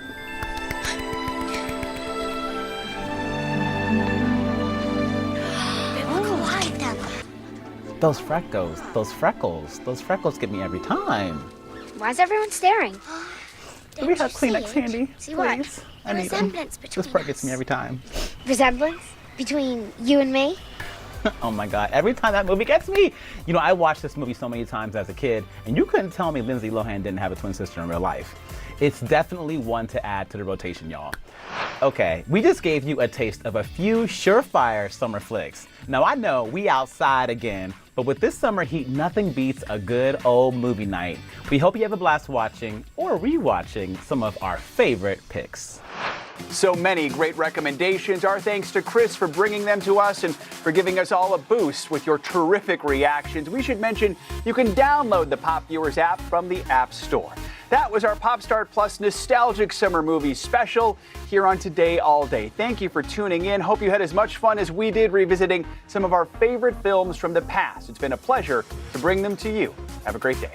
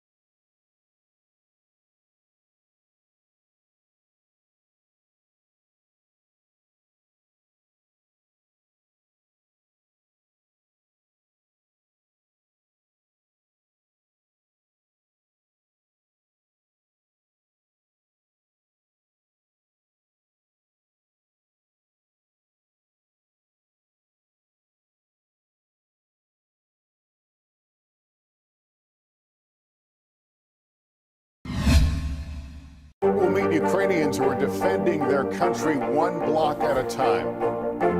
When you were still in Kiev, could you hear the bombing? My name is Lester. Who's this? For breaking news in our changing world, download the NBC News app. Today is now a podcast, available every morning. Listen wherever you get your podcasts. For breaking news in our changing world, download the NBC News app. The day's biggest political stories with trusted insight now and expert analysis now. A daily look at the politics behind the headlines. Meet the Press Now, streaming weekdays at 4 p.m. on NBC News Now. For breaking news in our changing world, download the NBC News app. Let's go. This is a critical choke point for this fire.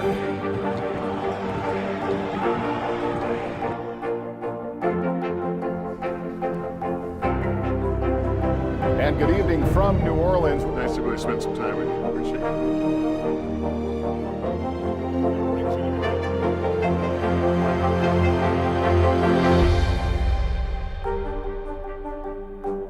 Now Tonight with Joshua Johnson, streaming weeknights at 8 on NBC News Now.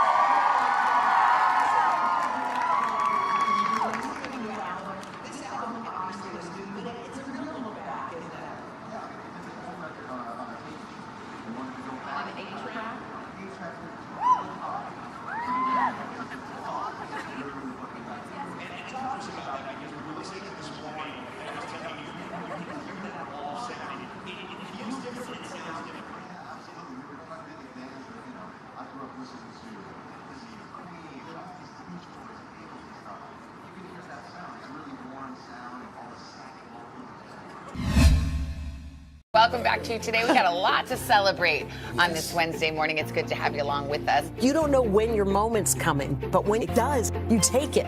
Everybody's good, and that's it.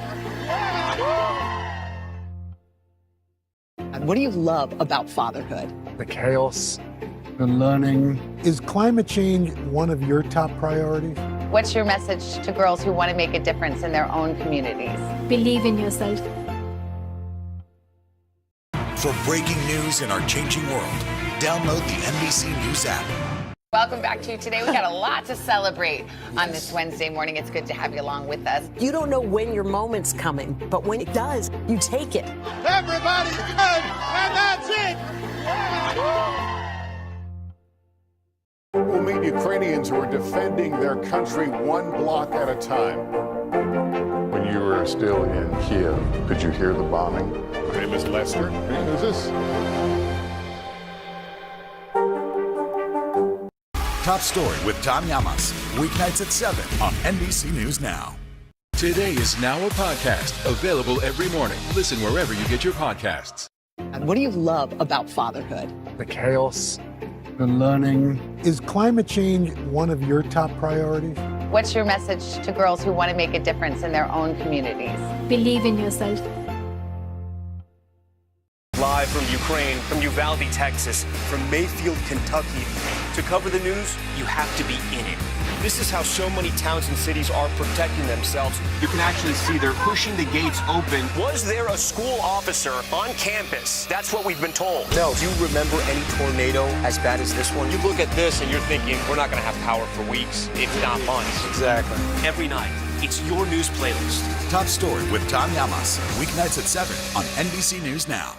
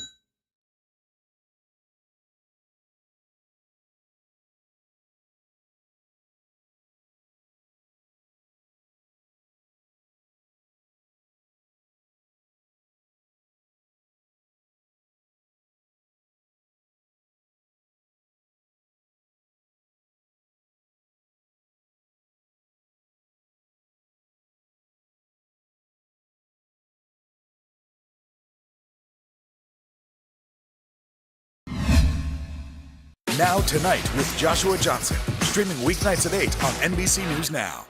For breaking news in our changing world, download the NBC News app.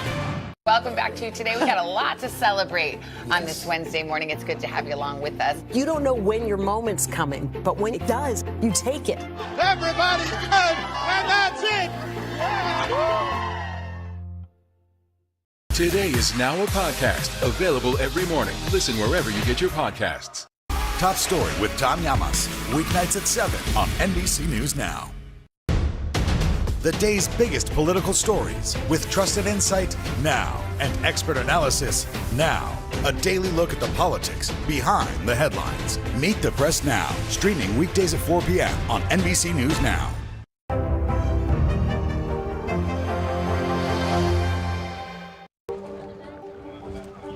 Let's go. This is a critical choke point for this fire.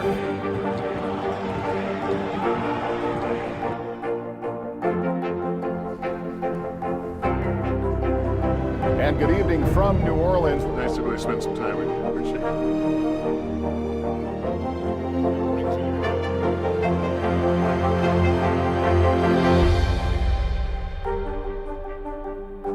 Today is now a podcast, available every morning. Listen wherever you get your podcasts.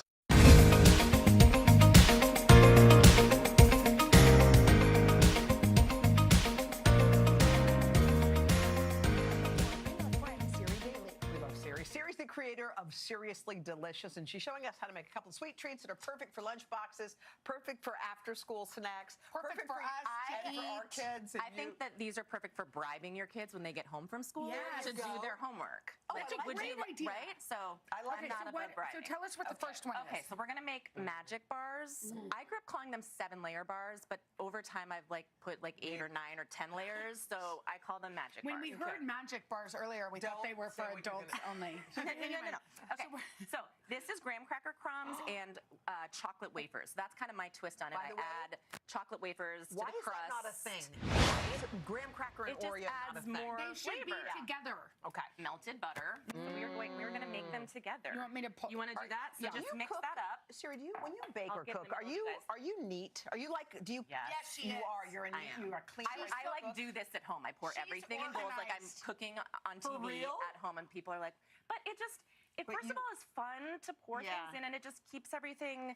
You know, You should see her kitchen. It's way more organized than ours. Well, I say ours. But I'm also obsessive, and then I don't sit down because all I do is. What is it? Okay, so now we're gonna pour it into this. What is that? Parchment paper, which it makes it very easy to get out. But I actually just learned this trick. You can bake with these on, and it stays in place. I did not know that. They don't melt, obviously. Otherwise they flap around. And this is just, again, going to make for easy. Okay. So yeah, so you're going to press it down with a spatula until it looks like this. Beautiful, Siri. Now we're just going to add our layers. So that is so rude. the magic of television. Do you want to help me add the layers? I do. Okay, so chocolate chips. Again, the fun about these bars is those are butterscotch chips. Is you can really add anything you have. Coconut. Coconut. So love Wait, you know what's the secret ingredient?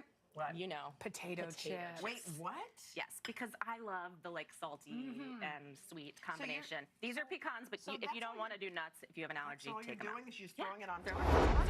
Do your kids help make this? Look at how nice and neat you're doing. Then now what? Sweet and Did you see condensed milk. that she made fun of me when really? Look. Yeah, so this will Look how it oozes out. I love watching condensed milk come out. Yeah. Wow. Look what you're doing. We're gonna just do this in slow motion. I love this.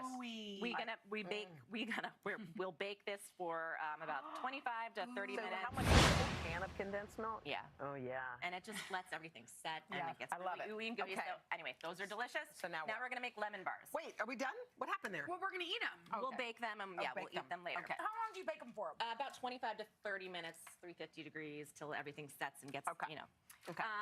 This is the crust for our lemon bars. It's basically flour, butter, sugar, vanilla. Make it homemade. I put a little lemon zest in there. because so it's good. Really good. So good. You actually do par bake that. So over there, you'll see it's already baked. And another really cool trick is to take a fork before you bake it and poke holes because that's going to make sure it doesn't puff up too much. And it's also going to let the custard kind of set in, which is what we're going to make now. 6 eggs. freshly squeezed lemon juice. I'm going to pour in the sugar. Yes, look at Hoda. that lemon juice. It's going to be Use fresh super because lemony. I feel like, you have to use look fresh. at- and just a little sugar. Just a little sugar, 2 cups of sugar, flour, and then lemon zest also. And you And just whisk it all together. I don't understand a whisk. I feel like everything gets stuck in it. Me too. Well, it depends on what you're whisking. This is not super thick of a 'Cause mixture, look, so it does come yeah, out. it'll be okay. Okay, so you zest it. Now So you're what? gonna whisk all that. Oh, it smells so good. It I smells love the smell so of lemon good. I zest. love Me lemon. too. And you're gonna. So do you want to? You don't want to season, no bugs. Yeah, you want So it to keep- be nice and smooth. Should use a mixer. So just sit here for 5 minutes and whisk. My No, it'll wrist get is there. hurting. It'll get there. Okay. And then we pour it onto going. here, and again, bake for about 25 to 30 minutes, same as those, Look until how beautiful. it's set. At the very end, you're gonna dust it with some powdered sugar to make it nice. I said this to Carson, but Carson is the luckiest man on the planet, and your kids are too. Either that, or he's tortured because I bring these home. Are you kidding? That's Oh my so god, the great. lemon. I'm not gonna eat with a Oh my fork. God. Okay. I'm gonna try this one. Wait, with the coconut. I'm in. Let's get in there. These I'm are gonna so take rich. these home and pretend I cooked them. There you go. You should. Oh my god. Delish. Sherry, try that one. Why I are know, you this using is a my fork favorite. Like you're all fancy. I know. They gave me a fork. And I just would like to point out that nobody commented on my lemon shirt with my lemon bars, which was not intentional, I promise. The fact that you match your food takes it to the next level. Yeah. That was so yummy. Sherry, we love you. Delicious. For these recipes, go to today.com/food.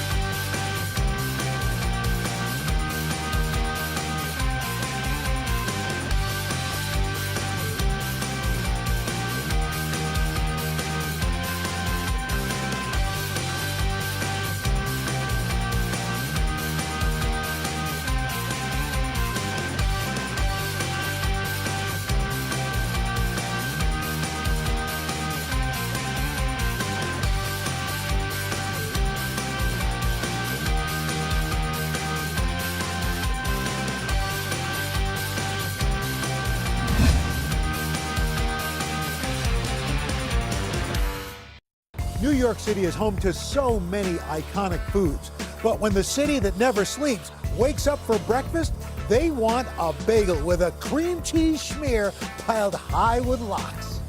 There's no other city that makes a bagel like a New York City bagel. I have not had good bagels in any other city. I came out the womb eating bagels. It's time to head out of Studio 1A and hit the road for a new kind of culinary adventure. Follow me as I taste some of the most iconic foods around the country and meet the families behind them. Together, we're going to learn how a good meal has the power to connect us to our past, our future, and each other.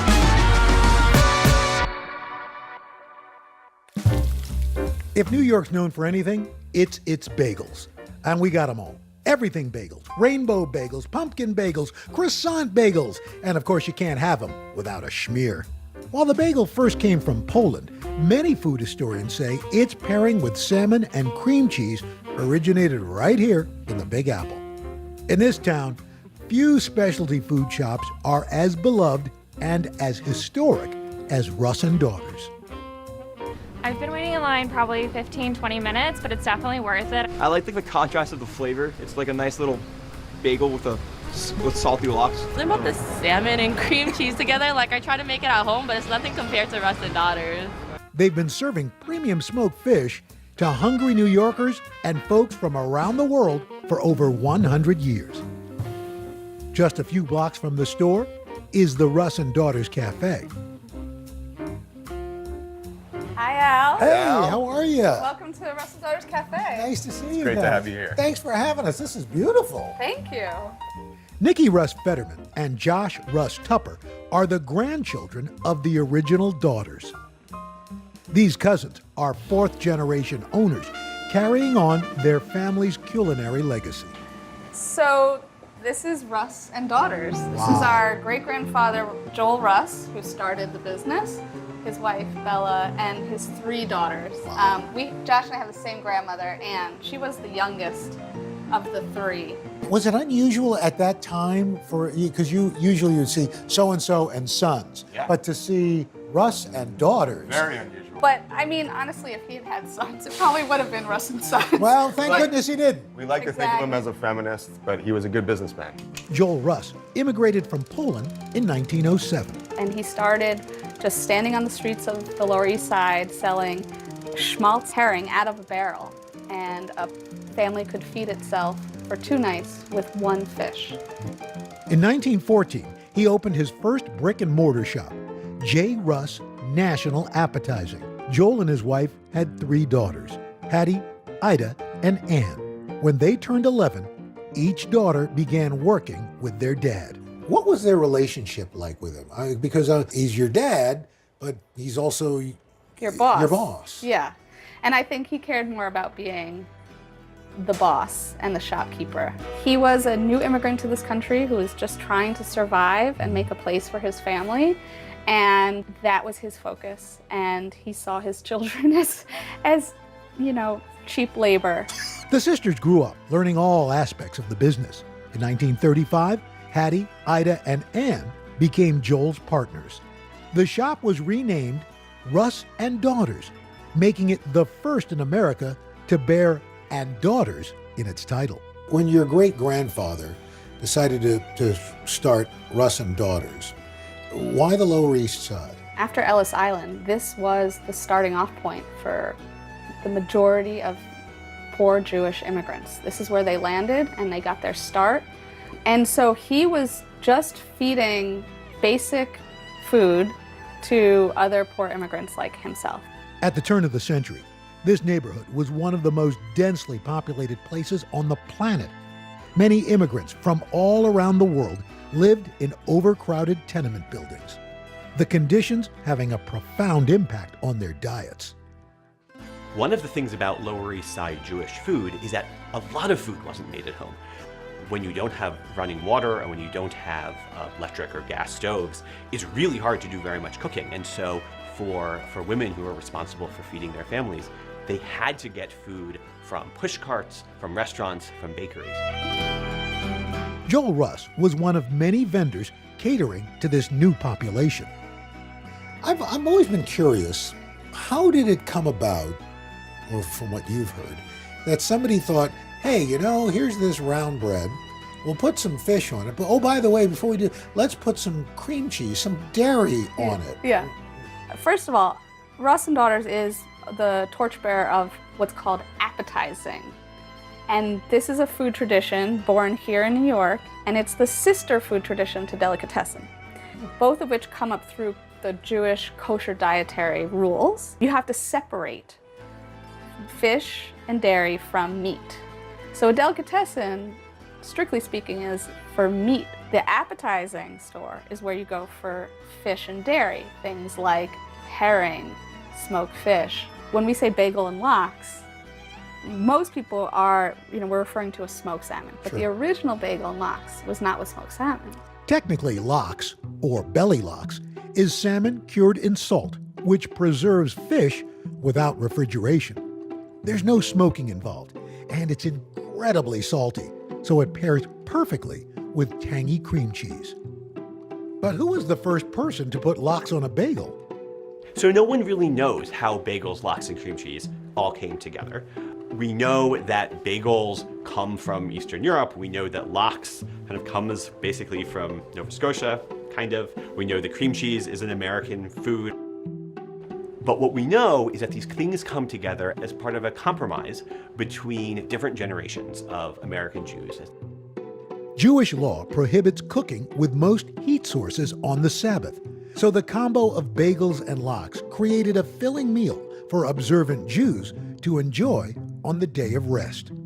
It's good for a family, but you or your daughter-in-law didn't have to be spending the previous day cooking.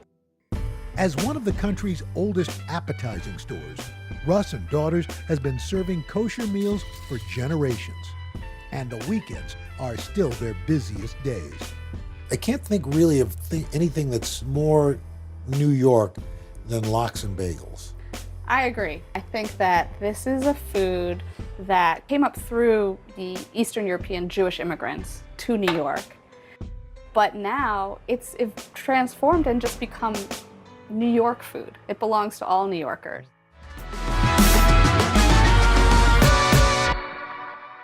Now Tonight with Joshua Johnson, streaming weeknights at 8 on NBC News Now. These are our missing daughters and sons. We need anyone who saw something to come forward. She was wearing a black jacket, a black top. I'm going to bring my son home alive. Dateline Missing in America. Listen now wherever you get your podcasts.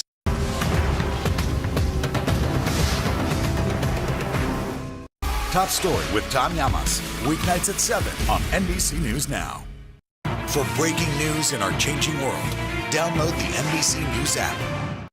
You open the door for so many people. I love working with people. I did not do any of this by myself. Hello! Lizzo, you put a smile on every single face. It feels like Christmas or my birthday or something. We'll meet Ukrainians who are defending their country one block at a time. When you were still in Kiev, could you hear the bombing? My name is Lester. Who's this? Hallie Jackson Now, weekdays at 5 on NBC News Now.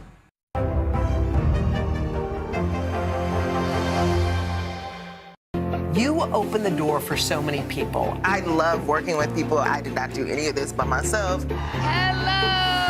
Lizzo, you put a smile on every single face. It feels like Christmas or my birthday or something.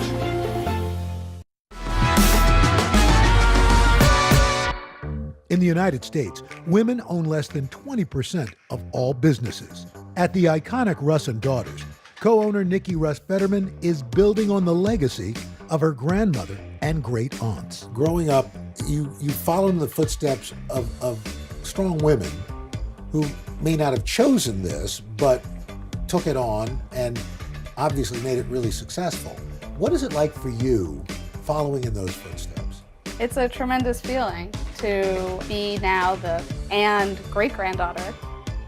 Justice Ruth Bader Ginsburg was a good customer of ours. Her family came from the Lower East Side, and she once said that before she knew the word feminist, when she looked up at the sign, Russ and Daughters, she understood that women could have an impact. Your family's business, Russ and Daughters, has survived 2 world wars, a depression. You're here in the shadow of the World Trade Center. Yes. Why has this place been able to not just survive, but thrive? I think because in each generation there has been someone who wanted to do this. This is food that people turn to for comfort in hard times. And during the pandemic, we saw that people were shipping Russ and Daughters all over the country to their loved ones because they couldn't be together. And so sending, bagels and lox and babka, say, I love you, I miss you. Here, let me feed you. Having a schmear over Zoom. Oh, there was a lot of that. Okay, so you can get smoked fish pretty much everywhere these days, but not quite like this. The salmon sold at Russ and Daughters is prized for its high fat content, from the milder Gaspé Nova to the smokier Scottish. And this gourmet fish is all sliced by hand. When you hold it up, it's almost translucent. That. Yeah, I think we should show you how we get it that thin. Yeah, me and a sharp utensil, what could possibly go wrong? It takes up to 6 months of training to master the slicing technique here. So Al, I hear you have some knife skills. Well, I've been in a fight or two, but it's probably nothing like yours. How long have you been slicing salmon? I've been at the store for 20 years. Wow. So I've been slicing for a while. All right. So I watch people slice, and I'm amazed at how patient, because it seems like that's part of the skill. The reality is, when you know how to slice, it is one of the most relaxing things you can do. Very zen. Very zen. Ooh. Meditative, right? The trick is, don't look anywhere on the fish. You have to really feel the fish. Be the fish. Be the fish. which is a very difficult concept to train someone. Understood. And particularly the first couple slices are, don't be upset if they don't look great. The idea is to make a consistently thick slice. You making faces at me, Al? No, I'm just watching you not watch the fish. All right. Okay. Here we go. Be the fish. Not looking. You should look. I should You look. got a sharp knife in your hand, Al. And you can see that as you change the angle of the knife, it changes the thickness. Yeah. Right? So now that's drastically, more than you think. That's more than, oh my gosh, that's a very thick We call slice. those chuletas. Chuletas? Yeah. Chops. Ah. In Spanish. I was going to say, that didn't sound Yiddish. Not That did Yiddish. not sound Not Yiddish to Yiddish. me. Yeah. Does the way you cut it affect the taste of it or the texture of it? The texture, which affects the experience of the salmon. It's almost like you're eating the essence of salmon, not salmon. It's very delicate. It's a very appealing texture and mouthfeel. Yeah, the thinner. Josh, thanks so much. Nice meeting you. Such a pleasure to have you. Smoke them if you got them. Up next, how fresh salmon gets turned into lox.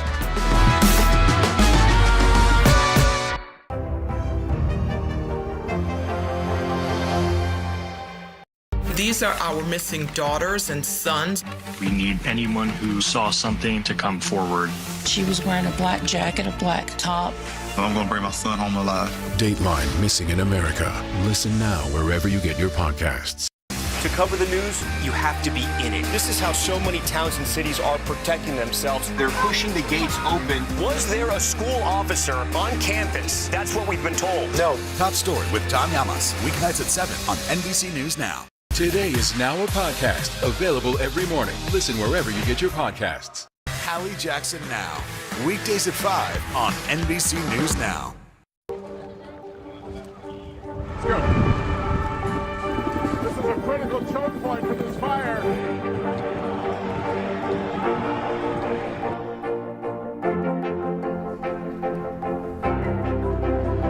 And good evening from New Orleans. Nice to really spend some time with you. Appreciate it.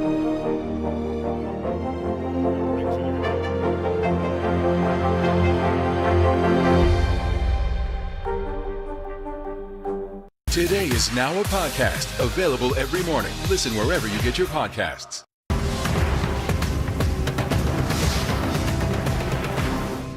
For breaking news in our changing world, download the NBC News app. Live from Ukraine, from Uvalde, Texas, from Mayfield, Kentucky. To cover the news, you have to be in it. This is how so many towns and cities are protecting themselves. You can actually see they're pushing the gates open. Was there a school officer on campus? That's what we've been told. No. Do you remember any tornado as bad as this one? You look at this and you're thinking, we're not going to have power for weeks, if not months. Exactly. Every night, it's your news playlist. Top Story with Tom Llamas. Weeknights at 7 on NBC News Now.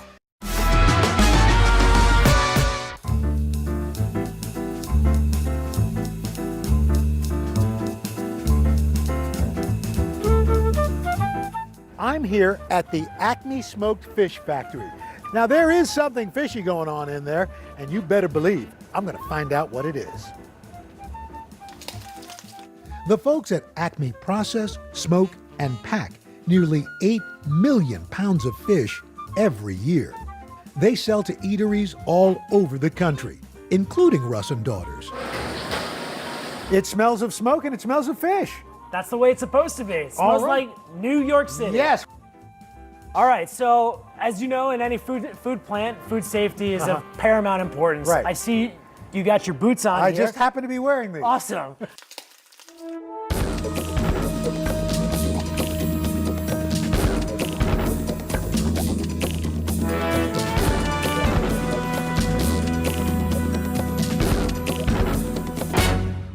I'll walk you through the process of how salmon turns into smoked salmon. Adam Kaslow is the 4th generation owner of Acme Smoked Fish. His great-grandfather, Harry Brownstein, started selling fish after immigrating from Russia to Brooklyn. Harry started in the smoked fish business in the early 1900s, in 1906 to be exact. Out of a push cart? Out of a horse-drawn wagon. Wow. He would go around buying fish from different smokehouses throughout Brooklyn and Queens and had himself the sales route.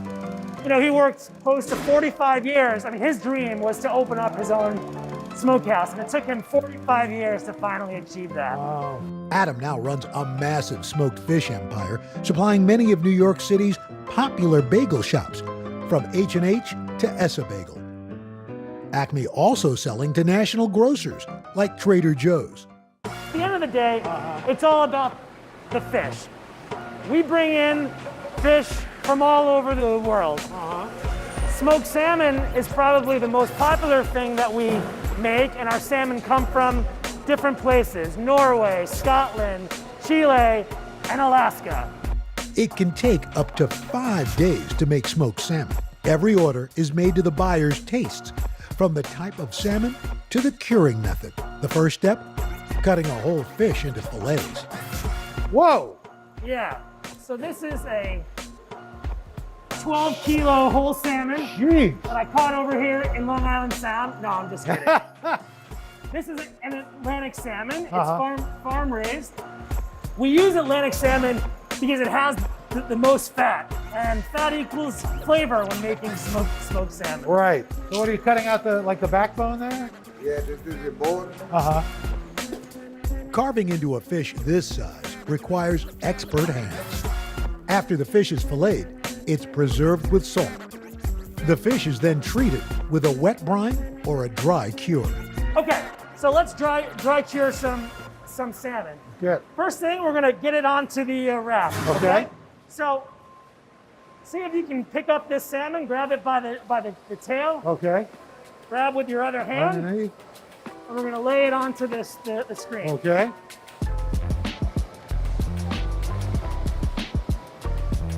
Perfect. Great. Step 2, we're gonna grab a handful of soap.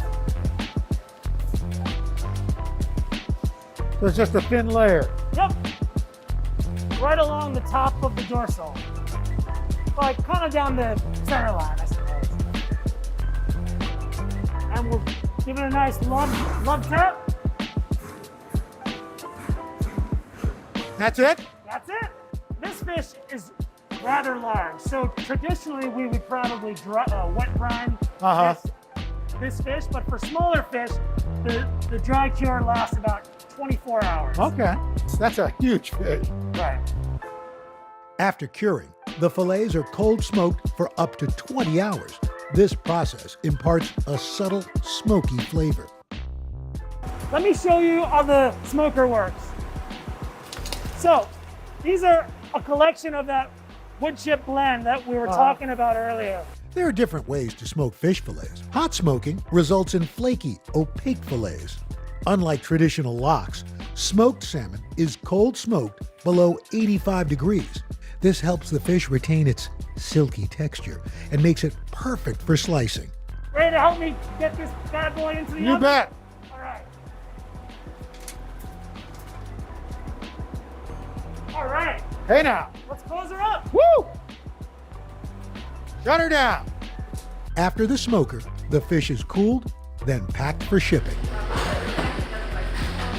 What would your great-grandfather say if he could see all of it? I think he'd be amazed at how difficult it was for him to achieve his dream. Right. Now his descendants have been able to build upon that dream and build us into one of the preeminent smokers in the U.S. Up next, a vegan deli taking on tradition with plant-based lox and cashew cream cheese? Oh, you don't want to miss this. To cover the news, you have to be in it. This is how so many towns and cities are protecting themselves. They're pushing the gates open. Was there a school officer on campus? That's what we've been told. No. Top Story with Tom Llamas. Weeknights at 7 on NBC News Now. Today is now a podcast available every morning. Listen wherever you get your podcasts. For breaking news in our changing world, download the NBC News app. Today is now a podcast available every morning. Listen wherever you get your podcasts. These days, it feels like the news never stops. So let's get into it. What's happening right now, what it all means for you for an hour every day. It can be hard to keep up, so let's get started together. Hallie Jackson Now, weekdays at 5 on NBC News Now. Let's go.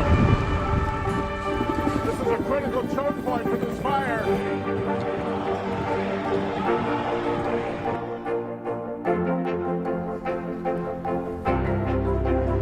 And good evening from New Orleans. Nice to really spend some time with you. I appreciate it.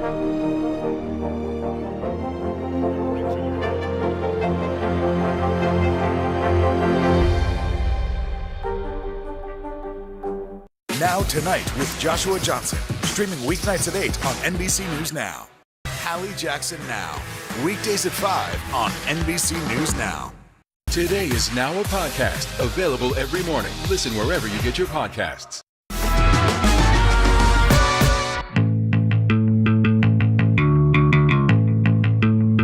Back on the Lower East Side, two sisters, inspired by their Jewish heritage, are on a mission to make the food they loved growing up in a more sustainable way. Ladies, nice to meet you. Nice to meet Boom. you. Want to show me around? Please, come Please, on in. lead away. Erica and Sarah Kabursky are the co-owners of Orchard Grocer, an entirely vegan market inspired by classic delicatessens. This is our alchemy cashew cream cheese. They want to make the vegan lifestyle easier for all.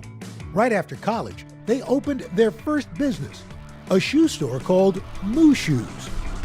We opened our vegan shoe store 20 years ago. How are they? They're comfortable? About 5 years ago, we decided that we were going to update it by adding our vegan grocer, basically because it seemed like that's what our customers want. After asking us what our shoes were made of, probably where should I go eat was the second most common question. So we decided to create an experience where they could just go eat next door. Growing up in Queens, the sisters' Jewish culture and food were closely linked. They had 10 Jewish delis in their neighborhood alone. Probably every Sunday, it's a tradition in our family, a dozen bagels at the bagel store. A dozen always meant 15. I don't know why that was, but with the cream cheese and lox, and that was just how we spent our Sundays. Both sisters became vegan as teenagers, but felt they lost a piece of their roots by giving up certain foods. I think our parents were supportive of our changes to the vegan lifestyle. We grew up in a very culturally Jewish household, so all of our traditions were just based around food. Today, a lot of folks are going vegan for a variety of reasons, from reported health benefits to concerns over animal welfare. For the sisters, it's also a matter of global importance. We're watching climate change happen right now, and I think that's causing a lot of people to think twice about what they're eating and how they are contributing. So it makes sense to us that it is becoming so mainstream. In 2017, Sarah and Erica saw not just an opportunity to satisfy a growing market, but to pay homage to their Jewish roots. We wanted to have a good sandwich selection that really epitomizes like New York deli food. So obviously a bagel and lox was going to be there. Orchard Grocer sells a variety of vegan sandwiches, including Reubens and tuna melts. But the sisters are most passionate about serving up a sense of nostalgia. People are so worried about giving things up. So I think just creating those alternatives and just something that people are familiar with and gives them that feeling of home. Yeah, like we haven't had to give up our Sunday tradition of bagels and lox. To help make their unique deli a reality, the sisters hired vegan chef Nora Vargas.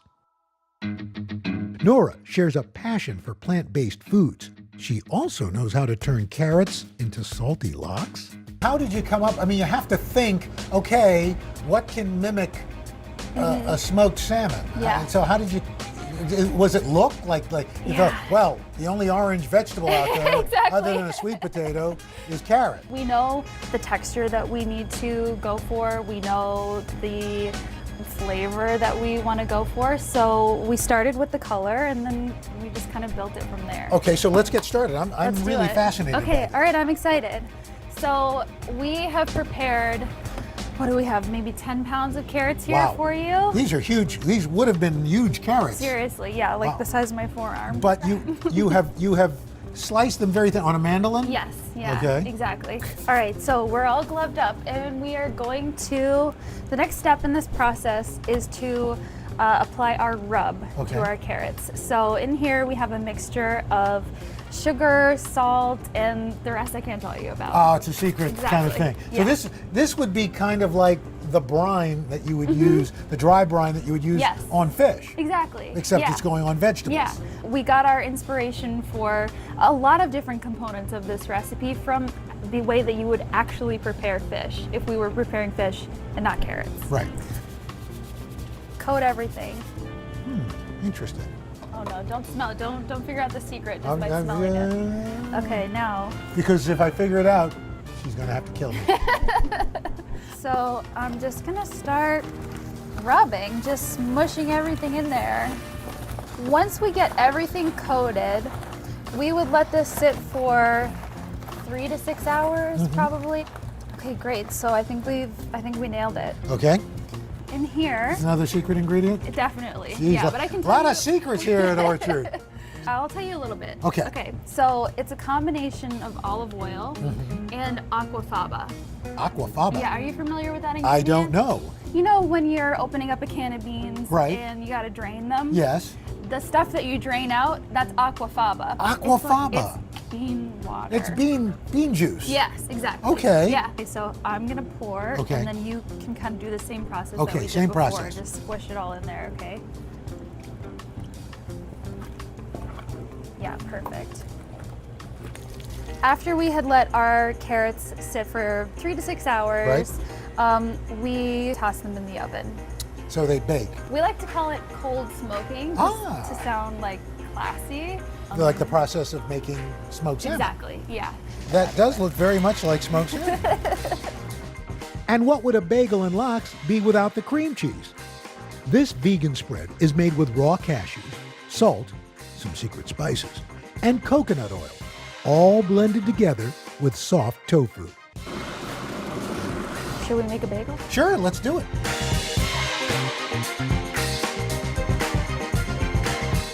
Chive talking. Cheers. This is a really terrific idea. Thank you.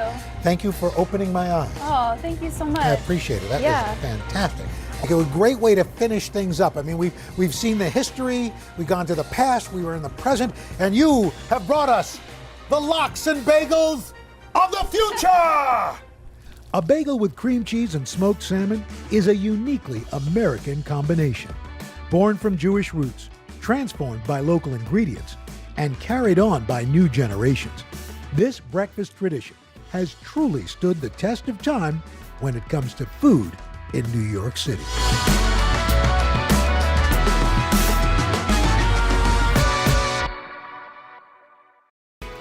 And Good Friday morning, we are waking up to major developments in the investigations that surround former President Trump. We're going to tell you what all that could mean. It is August 19th, and this is today.